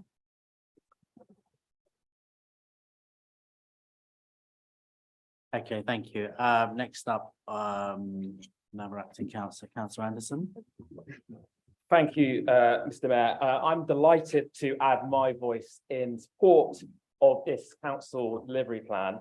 I want to congratulate Councillor Mason, his cabinet and the council staff for putting together such an ambitious, forward-looking programme for the next 12 months, which maintains Ealing Labour's commitment to creating good jobs, tackling the climate crisis and fighting inequality. Over the past year, families and communities across Ealing, and certainly in my own ward of South Acton, have paid a heavy price for the repeated failures of Conservative government in Westminster. Failure in our economy, as councillors Weston and Mason have already said, taxes higher than ever before, inflation sky high and interest rates rising, failure in our public services, an ongoing struggle to get GP or dental appointments, or good quality care in old age, crumbling public buildings and underpaid staff, and failure in tackling the climate crisis, unwinding instead of redoubling the UK's efforts to reduce our carbon emissions. And as Councillor Costigan told us earlier, reports that Rishi Sunak will yet again U-turn on even more commitments that will help us reach net zero by 2050. That's why it is so important that this council plan puts the priorities of Ealing residents front and centre. Because in Acton, we're already feeling the benefits of a short-term Labour administration. Whether it's our new cycle route connecting our town with Chiswick and central London, or supporting private renters through the extension of landlord licensing across the whole town, or starting the process to deliver over 70 new homes for older adults on Lixton Road. This is an administration, Mr. Mayor, that does what it says and it gets things done. Now, I'm conscious I have only a few moments remaining, so I want to dedicate or focus my remarks on something that's of particular interest to me, which is building strong local economies. I've spent much of my professional life helping companies of all types and sizes create the high-skilled, well-paid, sustainable jobs that give families in my ward security and stability. And that's why I'm delighted that this administration is building on the launch of the Creative Enterprise Zone at Acton last year by beginning the process to identify how we create even more industrial workspace in South Acton. Our town has a proud industrial heritage, and I see no reason why we can't maintain that in the years and decades to come. And I look forward to working with Councillors Manro and Brett to ensure that Acton and Ealing remain and continue to be the engine rooms of the West London economy in the future. Mr. Mayor, this example alone shows that this administration is just getting started on delivering for the residents of Ealing, and I will be proud to vote for the plan tonight. Thank you. Thank you, Councillor. So next up, I've got Councillor Munro. Thank you, Mr. Mayor. First of all, allow me to start off by thanking all the council officers for their hard work in the formulation of this year's council plan. I'm very much looking forward to building on the achievements of last year and reaching new heights of success for our borough. We saw over 1,200 genuinely affordable homes started on site last year. Councillor Malcolm, listen to the numbers. As we're looking to providing the genuinely affordable homes that our residents deserve, that they can sustainably live in, and so they can raise their families in our borough. Despite the pressure put onto us by past coalition governments with the Liberals and the Tories over the last 8 to 10 years, we have to make sure that we can provide these homes. The sector is facing abject problems because of the failure of Liz Truss and her economics around giving tax cuts without any funding. So costs have gone up in the house building sector. Many schemes have come to a halt, but yet we still are committed to providing 4,000 starts on generally affordable homes by 2026. And some of the numbers you would read. So Michael Gove handed back about £2 billion that they didn't spend on affordable homes back to government. They will not allow us to take away VAT from refurbishing homes. So if a developer knocks down a building and builds new, they get VAT relief. If they want to refurbish it, they have to pay 20% VAT, which is really difficult for them to refurbish.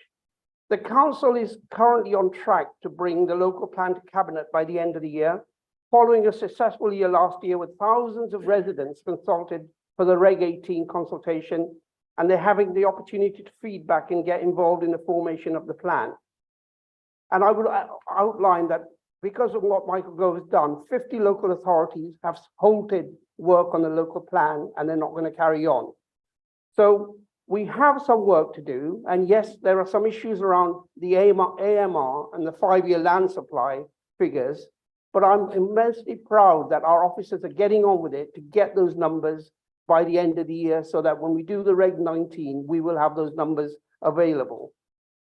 Whilst the council plan we are discussing tonight will plan for the year ahead, the local plan is set to inform every aspect of daily life on how our borough grows and changes over the next decade, which is why our commitment on this year's council plan to include spatial and infrastructure plans for each of our 7 towns is so important, ensuring that every single corner of a borough has the opportunity to experience economic growth and prosperity, making sure that residents in all the 7 towns feel that the local plan delivers for their neighborhoods and their community. Wind up, please, Councillor. We're going to continue to encouraging businesses to make Ealing their home with our inward investment brand, Good for Ealing, working to make Ealing a hub for innovative and sustainable businesses, all supported by a proposed business brokerage service. Mr. Mayor, I commend this plan to the council. Thank you. Thank you. Right, next up, I've got Councillor Hirsch.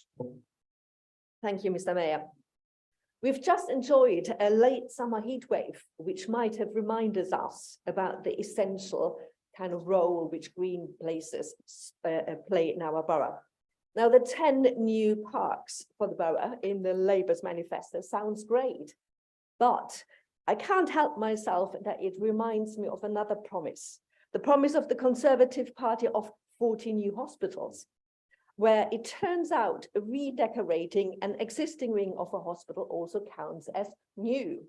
Now, green spaces cannot be magicked up in London, but the designation of open spaces, green spaces, the sudden decision to close Perivale Park golf course, the plans to destroy Warren Farm, which is already rewilded, and in addition protects endangered animal and plant species, sent out contradictory kind of messages.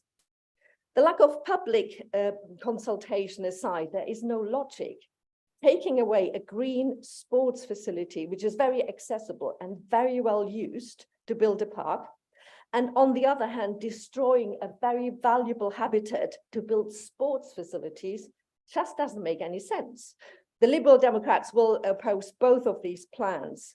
And by the way, I'm very happy to announce that the Warren Farm petition nears a 25,000 signature landmark. Now, I have another example where residents have told us about their distress of the council's plan, the Ealing Riding School, which is considered for building flats.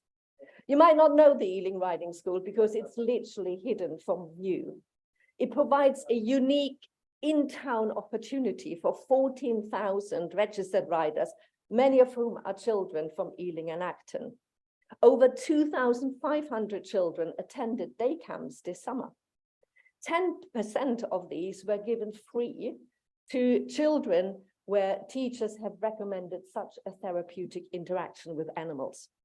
The club attracts 3,000 children and teenage volunteers who literally muck in to keep this club going. For decades, it has built extensive stables, clubhouses, training and learning centers, and the pony stable, where they can interact, where disabled children can interact with ponies. This amounts to a social service delivered to our community without a penny of public money, and an institution that you cannot just move somewhere else into the countryside. Like you cannot move Warren Farm to the next to a new site next door. Decisions like these seem to be not very well thought through, and this cabinet has to work harder to find better solutions for sports facilities, flats and parks, and cherish what already exists in the borough. Thank you, Mr. Mayor. Right, next up is councillor Cam Nagpal. Thank you, Mr. Mayor. It is with great pride and enthusiasm that I stand today to share with you our ambitions for Ealing's children, young people and families for the year to come, and to reflect on the accomplishments of the last year. I consider it a huge privilege to serve in this cabinet position. I am so proud of the progress we have made in making sure that every young person in Ealing can have the best possible start in life. And as the council plan for the coming year demonstrates, the team and I remain determined to continue on this trajectory. While the Conservative government in Whitehall continues to be dismissive, divisive, and disingenuous, we have been working to support inclusivity in our schools and broaden children's horizons by fostering their creativity. Last year, for example, we saw 450 talented pupils from 11 schools across 5 Ealing towns come together to create the musical extravaganza that was Ealing to Broadway. We also launched the School Arts Charter, a testament to our commitment to cultural expression amongst our youth. I'm delighted to report that 20 schools have already embraced Ealing's Arts Charter, emphasising the importance of arts and culture in our education system. Our commitment to inclusivity is evident in our creation of 50 new school places for children with special educational needs, ensuring that every child has access to the education they deserve and underscoring our dedication to providing tailored support for all of our children. We have made experience of care a protected characteristic, and the full council meeting at which our Ealing care leavers spoke so eloquently about their needs and experiences will stay with me forever. All this while the Education Secretary sat around expecting thanks for overseeing a crumbling school estate. As we look ahead to the coming year, I know that Cabinet colleagues share my excitement about our ambitious goals and plans in the Council Plan for 23-24. We will continue the discovery phase of our work on family hubs, providing integrated prevention and early help services, strengthening bonds between communities. We'll expand the number of children and families registered with and attending children's centres, offering vital development support and parenting assistance. Mr. Mayor, I'm so proud that 98% of our maintained schools are now rated good or outstanding by Ofsted, and I'm really looking forward to celebrating that success with our schools this year. Next year, we'll also see the reopening of our Young Adult Centre in Southall. So this year, our young people will be actively involved in the design of their youth centre, which they are incredibly excited about. Mr. Mayor, I'm continually struck when meeting young people around our borough by their potential and their tenacity, and I will continue to work with dedication, collaboration, and a shared commitment to our community's well-being to make Ealing a place where every child has a fairer start in life. Thank you. Right, so that's 9 speakers done, over 20 to go. Next up is Councillor Ty. Thank you, Mr. Mayor. I want to start by echoing tributes to former Councillor Glenn Barnum. I had the privilege of campaigning with Glenn on polling day at the last general election. He always brought gravitas and cheer and will be missed across the borough. Mr. Mayor, I welcome the opportunity to speak tonight on the council plan. It is our roadmap to navigate how we deliver for the people of Ealing, and it's right to reflect on where we are and what we are focused on in the year ahead. Guided by our 3 strategic priorities, creating good jobs, tackling the climate crisis and fighting inequality, we've made progress already, but we are not complacent and know there's more to do to improve people's lives across the 7 unique towns of our borough. Among the priorities set out for Hanwell, we are committing to support local businesses with an investment of £1 million via Ealing's High Streets Task Force. The task force will coordinate enhancements to the high streets and local parades, changing them for the better and strengthening their revival after the pandemic. This support is critical because we want thriving high streets, and behind every shop is the livelihood of our residents, and many are family-run businesses. Extending the Love Ealing, Love Local campaign will make a huge difference to shops all along Greenford Avenue, whether that's Youssef in the Cuckoo Cafe, Saran in SJ's, Amy in Memory Lane, or Rabi's DIY shop. They have shown real resilience in the challenging past few years. Working together, we're exploring establishing the Greenford Avenue Traders Association to deepen that resilience and coordinate even more closely. Supporting our high streets to be sustainable will help secure the long-term future of local businesses, which is part of our vision for 20-minute neighbourhoods, where residents will have everything they need within that 20-minute radius. It's also great to see plans in the pipeline for community-led regeneration programmes in Ealing and Hanwell. Having a community-led regeneration charter will set out how residents can shape decisions being taken in their areas on housing and employment.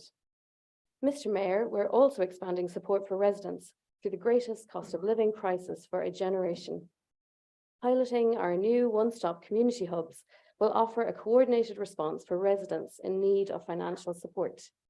We are delivering this against what we know is a backdrop of difficult circumstances.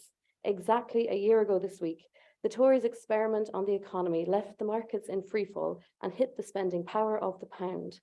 Britain is paying the price, and as we hear on the doorsteps, it is time for change. Mr. Mayor, we all know what a wonderful place Ealing is, from the Ealing Half Marathon, which Councillor Blacker is a great champion of, to the Hanwell Hootie, Daniel Haskett to Chloe Kelly. There are many reasons we are so proud of it. As councillors of this borough, and indeed custodians, as we heard earlier, we want to make Ealing the best place to live, love, work, study and call home. Our ambitious council plan strives to do just that, so together let's continue to deliver it.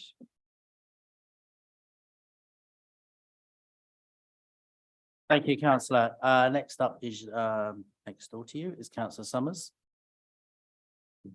Thank you very much. Thank you, Mr. Mayor.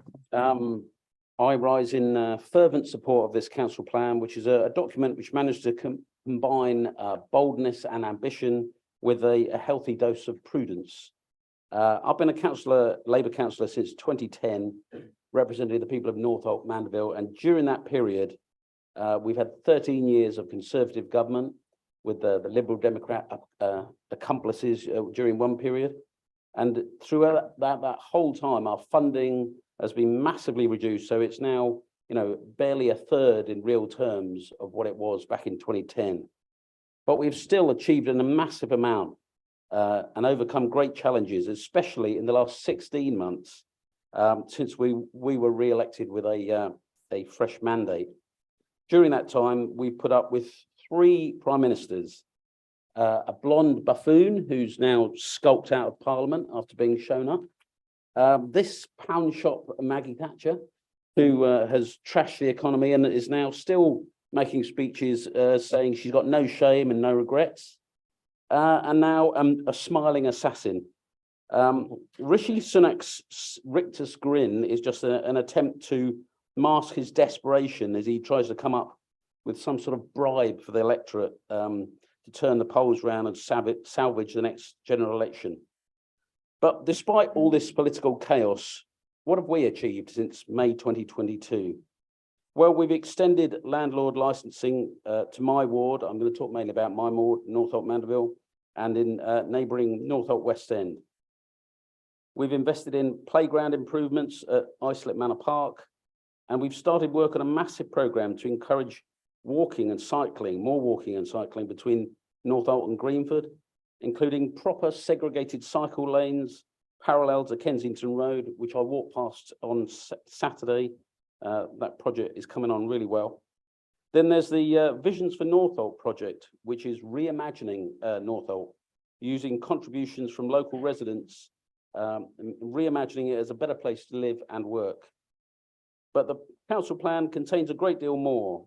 Plans for the establishment of a private renters association to advocate for the 15,000 families in the borough who have private landlords, working with residents to support community-led housing initiatives including finding a site for a community land trust to build homes for local people.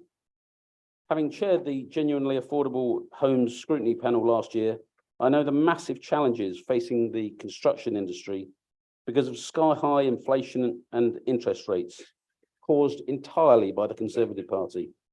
But I remain confident this council will achieve the target of delivering 4,000 genuinely affordable homes by 2026. Yes, we have made mistakes since 2010, but we have learned from them. We listened to residents and made changes to the low traffic neighbourhoods. We intend to decommission the modular housing at Marston Court in Hanwell. Thank you, councillor. Re-providing vital temporary accommodation elsewhere in the borough. Thank you very much. I commend the council plan.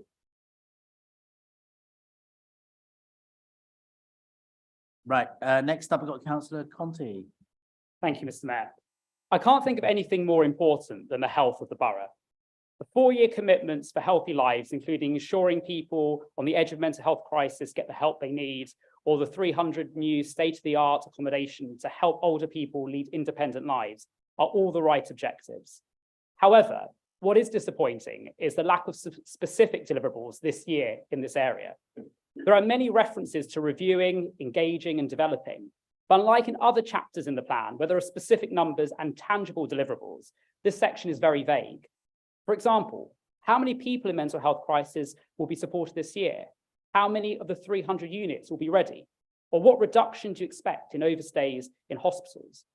Yes, many of these objectives require partnership working with other organisations, but it is a lost opportunity that they aren't more specific deliverables in this year's plan.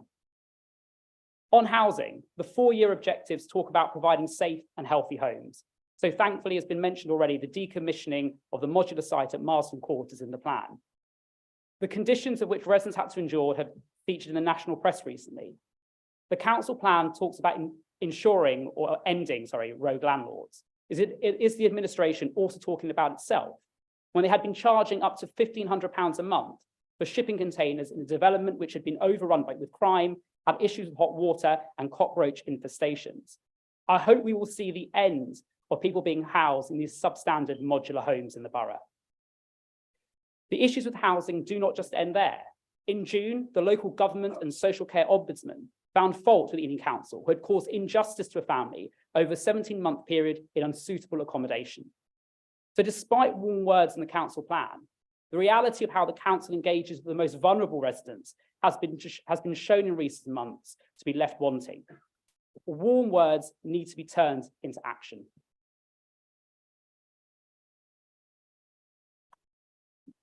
Thank you. Councillor Conti, where to go next is Councillor Blacker. Thank you, Mr. Mayor. Councillor Conti asks about specific deliverables. If only he was paying attention and noted that every quarter we take a quarterly performance report to Cabinet where he can do exactly those things and measure our progress towards our targets. We know they don't listen at these meetings. Actually, if you look at the live stream now, you can see Councillor Stafford is only just reading the council plan at his desk to find out what's in it. Mr. Mayor, this time of year, those of us who are back on the school run will know that early autumn feels like the beginning of a new year rather than 9 months in, a time to consolidate the lessons of the year just gone and get stuck into the next. And that's exactly what we're doing tonight by bringing the council plan up to delivery update for 23-24. It's an ambitious agenda, one that will empower our community, enhance our services, and drive positive change in our borough. In the last year, we have made great strides in ensuring that our residents can live independent, healthy lives. We've assisted over 3,000 residents in remaining in their own homes by investing £4 million in essential adaptations. And we introduced, don't forget, the real living wage for domiciliary care workers and personal assistants, which was not just the right thing to do in practical terms for those who need a pay rise, but also a symbol that unlike the Conservative government, we see and value those in caring professions, and we are on their side. And all of that work has not gone unnoticed. This administration's ambition and political drive to improve services was noted by the LJ peer review that we commissioned for an open, transparent assessment of where we stand before the CQC comes knocking. But we are not here just to manage services in line with quality statements. We're here to make the lives of those who grow up, live, work, and grow old in our borough better. So this year, we will continue to strengthen the voice and influence of local people and communities through the implementation of a refreshed partnership board structure We're actively engaged with those who use our services, ensuring their input in shaping our policies and decisions as experts by experience, putting into practice once again our commitment to be an inclusive council. We'll put more power in the hands of people who receive financial support for social care by refreshing our direct payments offer. And knowing how important our carers are, refreshing our commissioning strategy for carers to ensure we're supporting those who look after their loved ones. All of this speaks to and builds on the foundational work we're doing as a council to reshape our relationship with the communities we serve. As a cabinet and as a Labour administration, we believe that the council should help create and support strong, resilient and thriving communities. So I'd like to thank all the colleagues at the council for their hard work and contribution, both to the new council plan and to our achievements last year, particularly MAMTA and the short break service for their good rating from the CQC. But there's only so much we can do alone. Reform of social care has been kicked into grass so long, I think we could include it in our proposals for a new regional park, although the Lib Dems would oppose it. So we'll continue to lobby throughout the year for a sustainable funding settlement. The burden does not fall on local council taxpayers. I'm really looking forward to spending the year ahead working with colleagues in this room and across the council for a borough in which every resident can thrive and live long, happy and healthy lives. And finally, good luck to everyone running the half marathon this year, even to Councillor Mahfouz.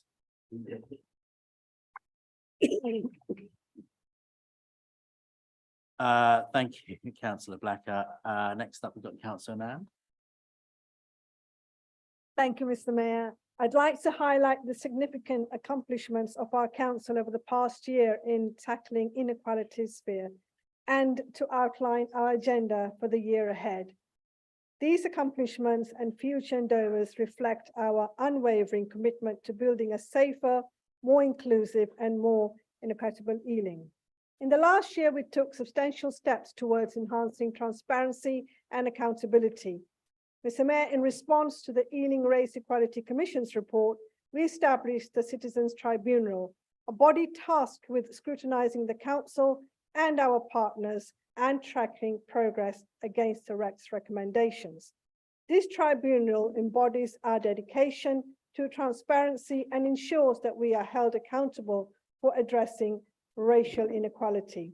It is one way that we are bringing residents into the heart of decision-making at the council, drawing on the expertise and lived experiences of our constituents to enrich and inform the choices that we make. Mr. Mayor, we also introduced the Male Violence Against Women and Girls (AMWOG) strategy for the year 2023 to the year 2028. While simply publishing a strategy may not seem like a great achievement in practical terms, the work that sits behind and within this document really is impressive. It builds on the testimonials of women across the borough who told us when and why they do not feel safe. It takes seriously the everyday acts of misogyny and aggression which creates an inhospitable atmosphere. And it outlines how we will create a safer environment for all. As we look ahead to the coming year, our agenda is filled with purpose and determination. Mr. Mayor, we are looking forward to more meetings of the Race Equality Commission, including on democratic participation and policing. We will work hard to improve accessibility and inclusivity of our public spaces and businesses and services through encouraging adoption of the Ealing for Everyone pledge. We will create a forum advocacy, support and discussion of the issues facing the Gypsy and traveller community in our borough. Mr. Mayor will continue to act as a critical friend to the Metropolitan Police locally, holding them to account on behalf of residents and working closely with them at neighbourhood level. As the police work to build trust and confidence in the community, we will support them by ensuring we clearly and regularly communicate local priorities so they can influence the police operational plans. Mr. Mayor, we will continue to work tirelessly to tackle inequalities and crime in our borough to create a place where everyone can thrive and find a sense of belonging. All this in hope and expectation of more constructive partners in Whitehall when we achieve a Labour government in 2024. And I fully support the council plan, Mr. Mayor. So thank you, councillor Nan. Next up, councillor Steve. Thank you, Mr. Mayor. Open, transparent and inclusive. These were the key words in the Labour manifesto of 2022. How do these words stand up after 16 months of the current regime? How healthy is their mandate? How fares the state of Ealing? Well, surprise, surprise, I would suggest none too well. We note the continued failure of Ealing Labour in regard to the transition from ward forums to town forums. We also note, as we've said, I think previously in the chamber, how over a succession of years, they drained the forums, the ward forums of officer support and finance. We know that the ward forums will be replaced by the town forums, and we look forward to that possibly happening in December. The town forums will have bigger budgets, but opportunities for communities to be involved will arguably be reduced. The ability to fund small projects and provide relatively swift funding will also be diminished. These were one of the highlights of the whole ward forum setup. Instead, the meetings will be located further away from any individual ward, and the important link with ward councillors will, I think, be damaged. The important point, I think, is that the ward forums were perceived, perhaps somewhat strangely in a way, but they were perceived as being somewhat independent from Ealing Council. They were perceived as their strength was that they were the ward forum. The town forums will surely have a very different perception. Meanwhile, I also wish to raise a broader point about how Ealing Labour operate. They have this super huge majority. You know, one can't deny that, obviously, but they are incrementally increasing their control within the council. And we see this in a number of ways, specifically in the role of full council and how it is slightly changing. There is less time dedicated to scrutiny. There's less time to speak. And this is also mirrored in the principle of the call-ins. To achieve a call-in, the opposition groups have to work together. I have nothing personal, no personal issue with Councillor Gallant, but I'd rather not have to work with him if I could possibly help it. The ability of each opposition group to raise a call-in on their own has now gone, thus reducing the number of call-ins, and with that, the role of scrutiny, which is the fundamental point of that whole committee. And it's similar with the cabinet. The timing of the cabinet has now moved, so it makes it more difficult for councillors who have jobs, who work, to attend cabinet at 5 o'clock. So again, that role of scrutiny of cabinet, it now becomes more difficult. Taken individually, these are, I accept, quite small points. Taken together, they indicate that Labour Ealing are actually less interested in being open and transparent. Rather, Ealing exhibit all the tendencies of a complete megalomaniac. Thank you, councillor Steed. Right, you've woken everybody up, I think. So I've got 14 speakers left. We've got 26 minutes. So first up is councillor Wright. Thank you, Mr. Mayor. Our council plan is based on substance, real substance that encapsulates everything the Labour Group stands for in terms of creating good jobs, tackling the climate crisis and inequality. Mr. Mayor, this administration stands very proud on its record of achievements. For example, we've had the bigger picture from the leader of the council, so I'll focus on the local level in my ward, which is Walpole Ward.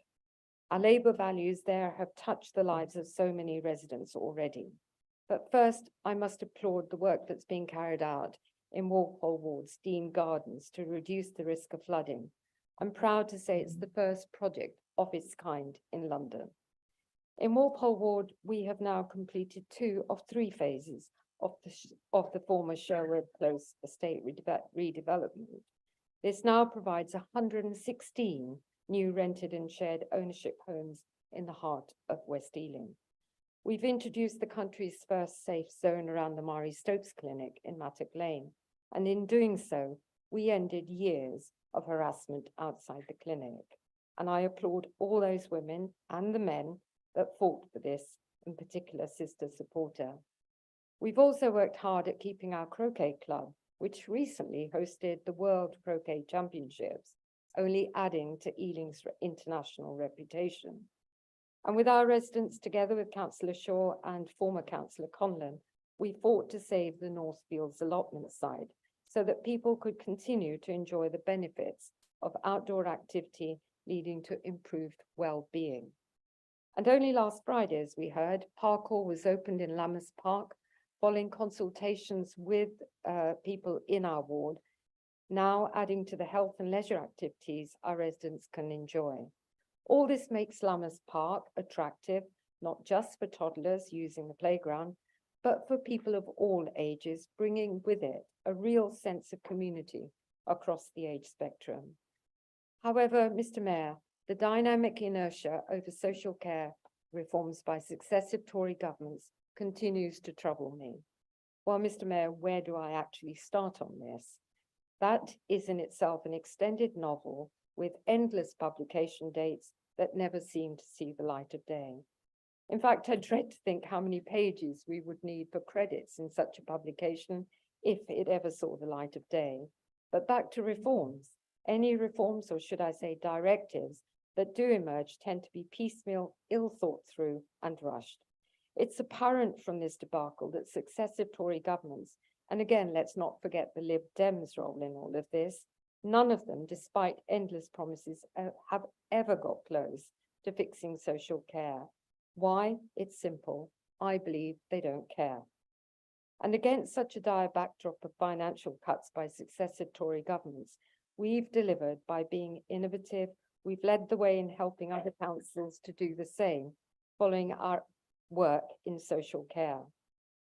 Mr. Mayor, this Labour group delivers with tangible outcomes and it has a record of doing so. It's committed to the people of Ealing, and that's why I commend and support this Labour Council plan, which I believe will deliver. Thank you. Councillor Brett.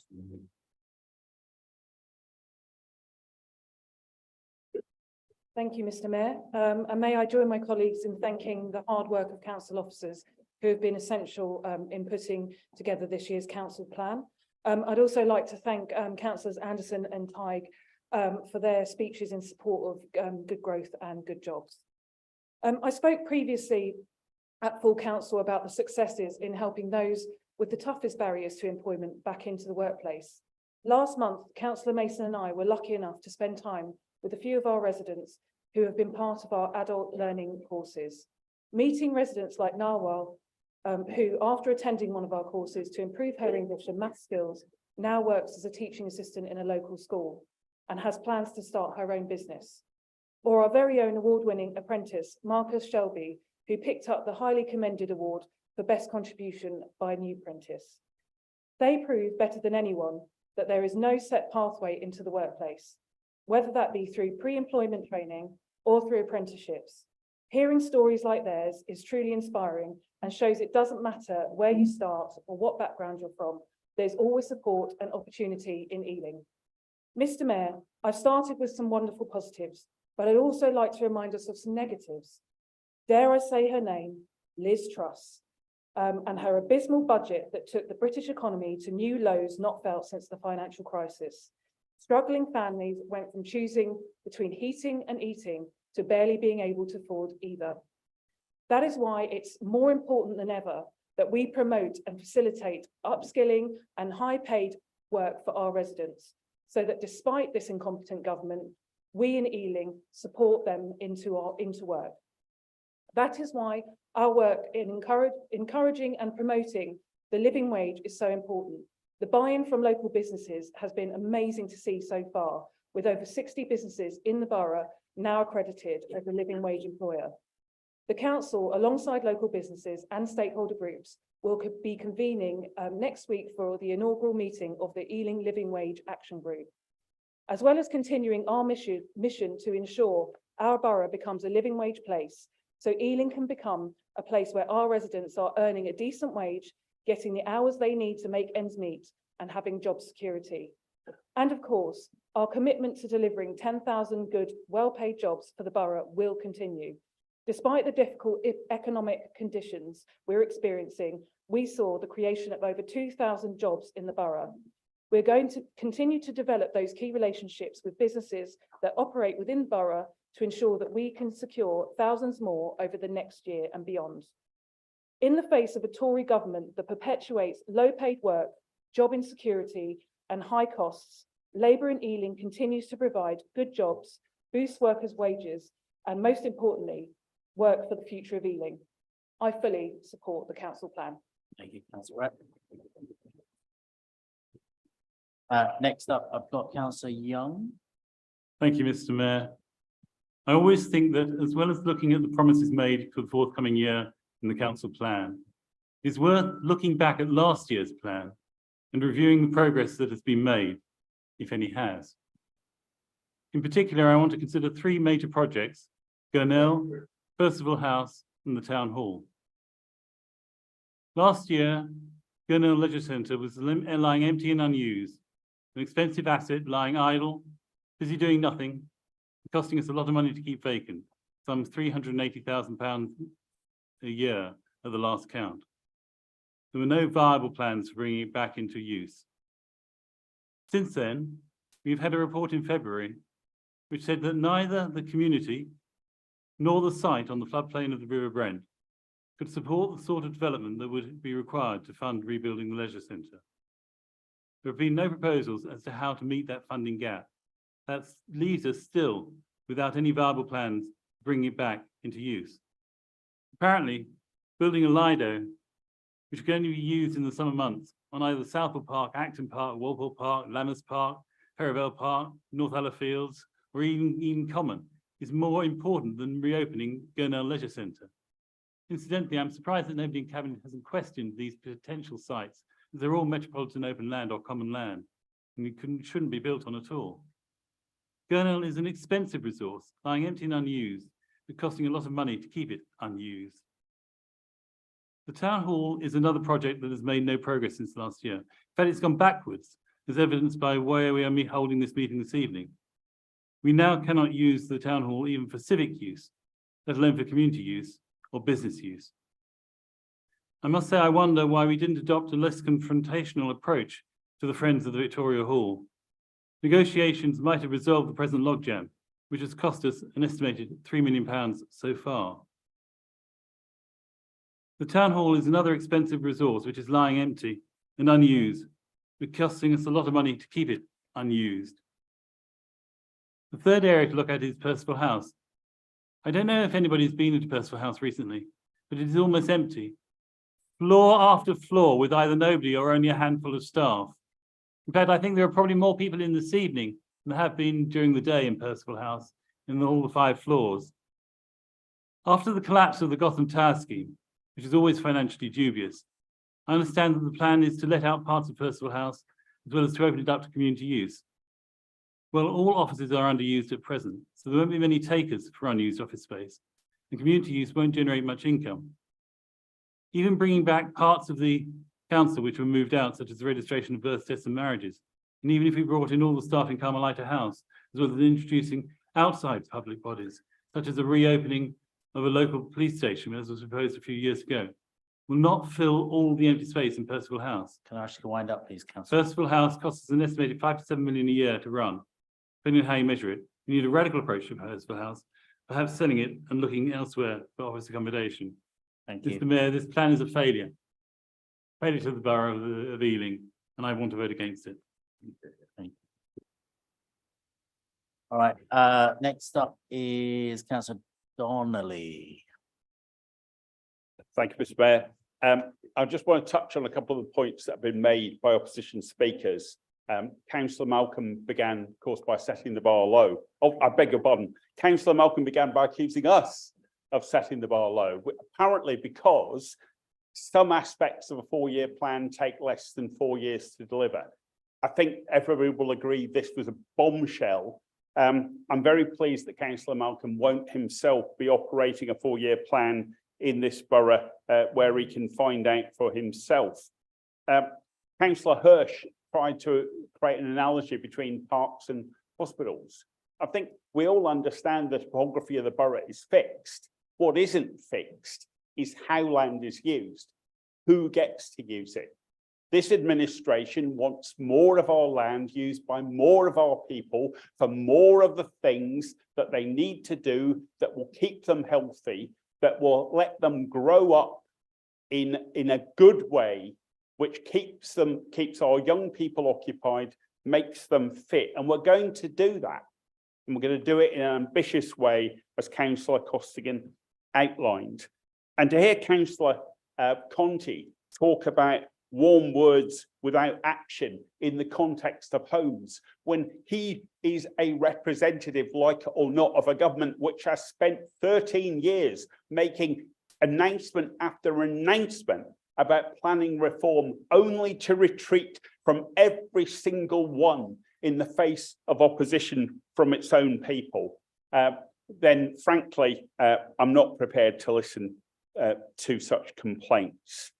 Councillor Steed announced that we'd fallen short in all sorts of ways, and then proceeded to give no substantive failings at all, other than town forums might not be as good as ward forums, and these cabinet meetings are all a bit of an inconvenient time now. I mean, and the call-ins, we're going to have call-ins, such call-ins we'll have as you can't imagine. But I can't mention, of course, what they might have been about. Councillor Young asked us to be less confrontational. We got no wish to be confrontational with any community group in this borough. But Councillor Young was at the Overview and Scrutiny Committee with the representative of Friends of Victoria Hall, announced their avowed intention to drag us into prolonged legal action in order to sabotage the scheme. That wasn't in any sense an attempt to reach out to us. And the reason that we're here and not across the road is because you can choose not to do things, but you can't choose no change.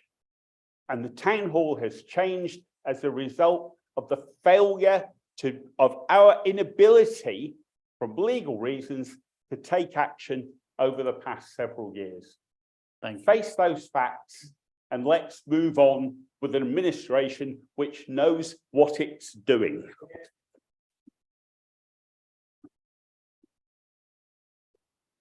Right, thank you. Next up. I haven't said yet. Councillor Newster. Honestly, what an act to follow. That's really unfair. I am going to have to address some of the issues that were raised, but I'll before I rip up my whole speech, I'll kick off and try and even some measure of the brilliance of Councillor Donnelly. So thank you, Mr. Mayor. I'd like to start by thanking council officers for everything they do. And I'd also like to thank my predecessor, Councillor Anand, and wish her luck in her new role. Tonight, I would like to celebrate everything we've achieved, and then we can look forward to everything we hope to do. And these successes are in spite of an economy trashed by the Tories, in spite of a government invested in sowing division and disarray, in spite of a government that's caused the cost of living crisis, left millions destitute and desperate, that has doubled down on culture wars and cruelty in a desperate bid to cling onto power. And in spite of a government that has grotesquely underinvested in public services, deliberately disadvantaging the most vulnerable. Well, here in Labour Ealing, we march to a different beat, one that's based on hope and optimism and a belief that we achieve more together, that we support and help those in need, not marginalise and vilify them, and that this benefits us all. That we work to build resilient communities and create a borough where everyone can live life to their best potential. So how did we do last year? We saw more people take part in cultural offerings, visiting our libraries and our leisure facilities. We made plans to replace our beloved leisure centre at Gurnell, and we opened the hugely popular women's gym in Southall. We launched our cultural manifesto, which was a great success, and we want to tap into the creative talent of every single resident. We launched the Young Gen Festival, curated and designed by our young residents, and welcomed thousands to our unique and brilliant Ealing Summer Festivals. We refurbished tennis courts across the borough. Let's Go Southall gave away hundreds of bikes and helped hundreds of residents get active. And only last week, as I may have mentioned, I opened the new parkour facilities in Lammas. So not a bad year, but I think we can do even better. So we will crack on with knocking down Gurnell and building a world-class leisure facility. I find it bizarre that the opposition suggests that we haven't been doing just that. I can assure you that there are viable plans that are at a very extended point, and that we'll be looking to submitting plans in February. The next sounding board is on the 28th of September in this very room for all of those organisations that participate, and we will be able to talk publicly about those plans very soon. I can guarantee that they will be ambitious and brilliant, and they will build a world-class facility for the people of Ealing now and for years to come. And we will make a start on our ambition to bring back a Lido to Ealing, and we will renew and reinvigorate Dormers Wells Leisure Centre. And we will make Ealing a borough of welcome for asylum seekers and refugees, not just in name, but in everything we do. And we will make a bid for Ealing to become the London Borough of Culture. And we do everything we can to support our creatives, makers and artists. And crucially, we will continue to invest millions in our deep network of voluntary and community groups that do so much for our residents. Thank you, councillor. Well, I didn't get to talk about town forums. You'll have to end it there, I'm afraid. Thank I've got myself to you. it. What they said is absolute nonsense. Thank you. Okay. Next up, councillor Ball. Thank you, Mr. Mayor. It is rather sad to see how the grand themes in the Labour manifesto have degenerated into the hundreds of incoherent, bitty little bullet points we see before us tonight. Some of the big initiatives that the administration has trumpeted in the past don't feature much in the document before us tonight. For instance, Broadway Living, which was the big idea for much needed affordable housing delivery, is now reduced to the very vague commitment that in this financial year, the quote, delivery strategy, including role of Broadway Living, developed and agreed. One would hope its role had been developed by now. I recognise that many of the schemes that were going to be delivered via Broadway Living are no longer financially viable in the post-trust environment, but some sort of sense of what, if anything, will be developed through it would be helpful, especially seeing as Broadway Living has a debt of £90 million and scrutiny of it has been deferred time and time again over the last 2 years. Warren Farm is a de-wilding scheme of Ealing's most important natural environment, disguised as a rewilding scheme. The site is currently the main nesting habitat for skylarks in the whole of London. The proposed nature reserve will be simply too small for skylarks to nest. You can't have a nature reserve right next to a sports stadium. The administration's new draft local plan proposes the tearing up of metropolitan open land and green belt designation for a long list of sites right across the borough. A reduction in protection for our green spaces is not what our residents want. Turning to Ealing Town Hall across the road, it's being put in mothballs and there is no commitment to even seek the specialist fire safety advice recommended by the condition survey. It was clear at the recent meeting of the Victoria Hall Trust Committee that the administration's view is if the Masscraft scheme falls through due to the outcome of the court case, that it will just leave the town hall empty and rotting and hope that another developer pops up. Every month it's closed, the costs of restoration go up while no income from events comes in and the community loses its much loved meeting place. LTNs were rightly ditched as they proved hugely unpopular. Now we're being told that the administration scheme will be more fun, but there's no information in this plan about how these schemes differ from LTNs. A different acronym will not automatically eliminate the understandable cynicism of Ealing residents. Mr. Mayor, this is not a delivery plan.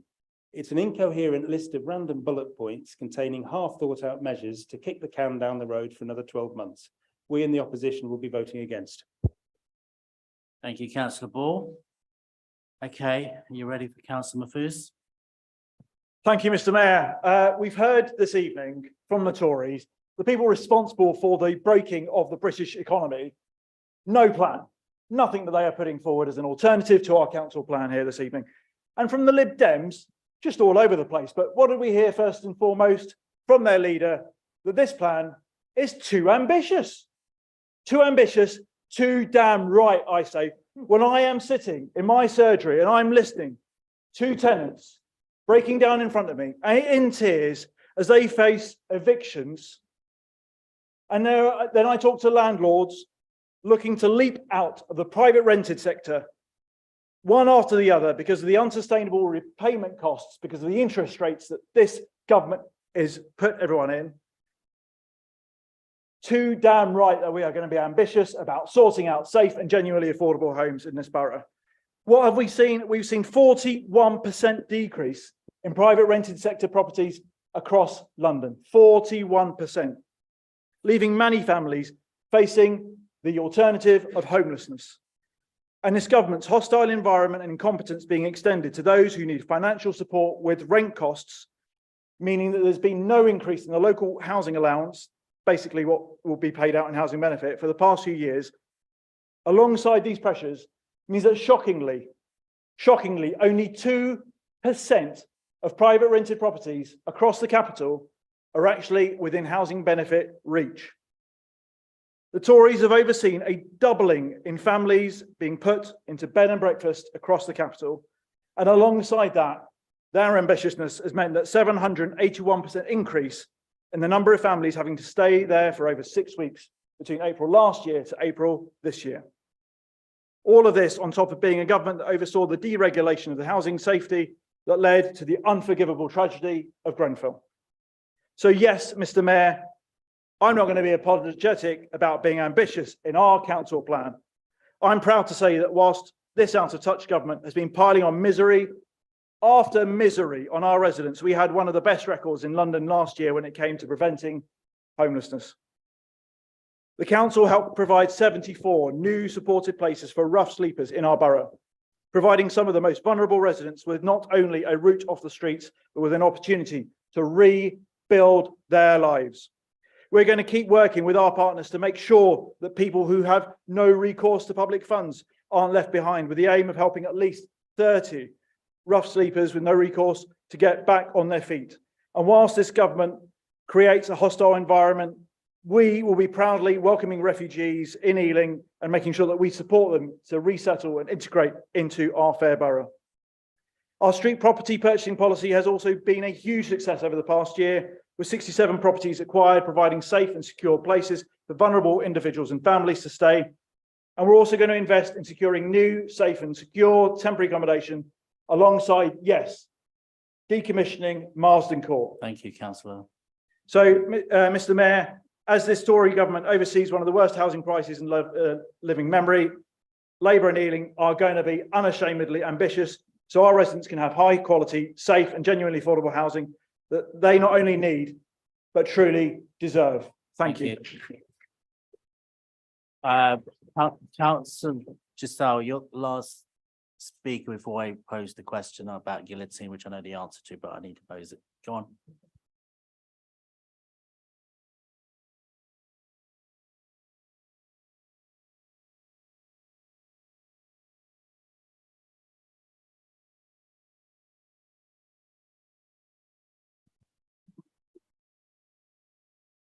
Thank you, Mr. Mayor.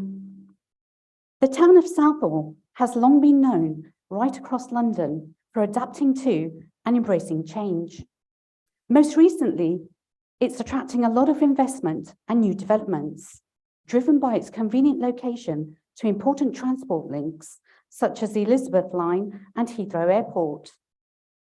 Our brilliant leader of Ealing Council, Peter Mason, and his cabinet team have brought a huge change in our 7 towns across the Ealing Borough. We are all aware of the housing shortages, so I would like to elaborate on the work that has started on the Park Avenue development in Southall.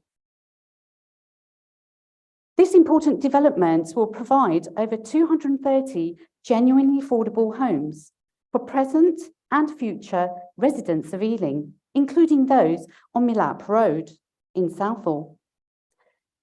This was followed by a groundbreaking ceremony pictured Councillor Sheetal Monroe, Cabinet Member for Good Growth. I am sure you have all seen his picture wearing his health and safety gear and with a big smile. This evening, I would like to end with even more fantastic news from our leader, Peter Mason, and Cabinet Member, Polly Newstub. Ealing Borough will be getting a brand new Lido with funding already secured. I am sure that Ealing residents can't wait for this, so watch this space. Thank you. Councillor Giselle, not sure. Anyway, I'm going to ask a question about the guillotine. Do you wish to read guillotine or not? The answer is no. All right, I'm going to ask Councillor Mason to sum up, please.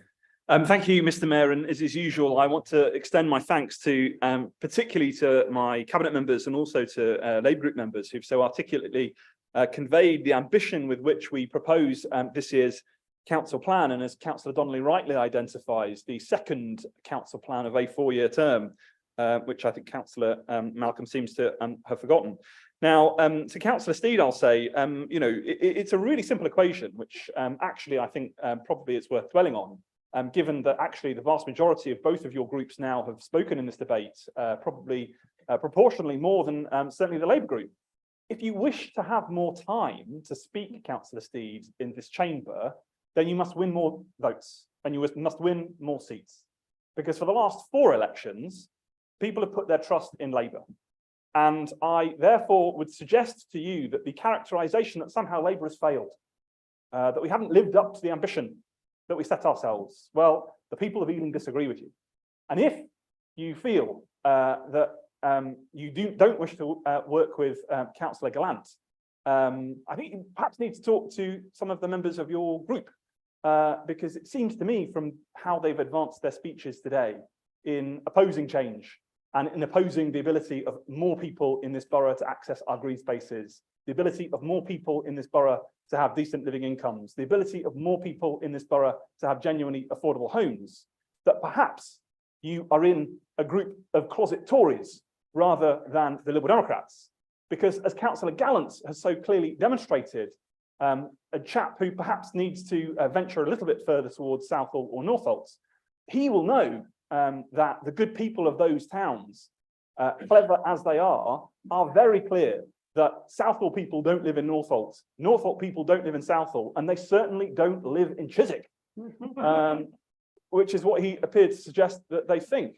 Now, of course, it's wonderful to hear from both opposition parties that they seem to have discovered that there is life outside of Chiswick and Hanger Hill, or indeed Ealing Common. Because as I've said to the opposition so many times before, herein lies the contrast. Labour in power in local government that is setting a clear vision for the future. And despite all the challenges that we know that we face in the economy, caused by the Tories supported by the Liberal Democrats, here we are demonstrating ambition and purpose. And as Councillor Mahfouz has said, and as Councillor Malcolm should be ashamed of, completely contradicted by his own chief whip, deputy leader, that somehow we're not ambitious enough. They have to decide who that they are going to be.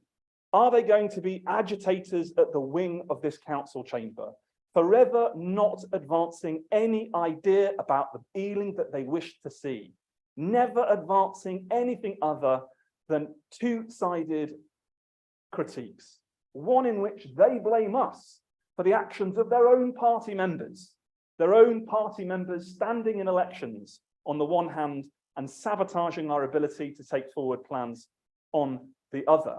Shame on them and shame on their lack of ambition for this borough, because it's Labour that is demonstrating, not just in local government, but it is now Labour nationally that is demonstrating that we have the ideas, the vision and the energy to change our country for the better. And all we can see in both opposition parties, in the Liberal Democrats here locally and in the Tories nationally, are people who have run out of ideas, people who have failed to deliver for the people that they claim to represent.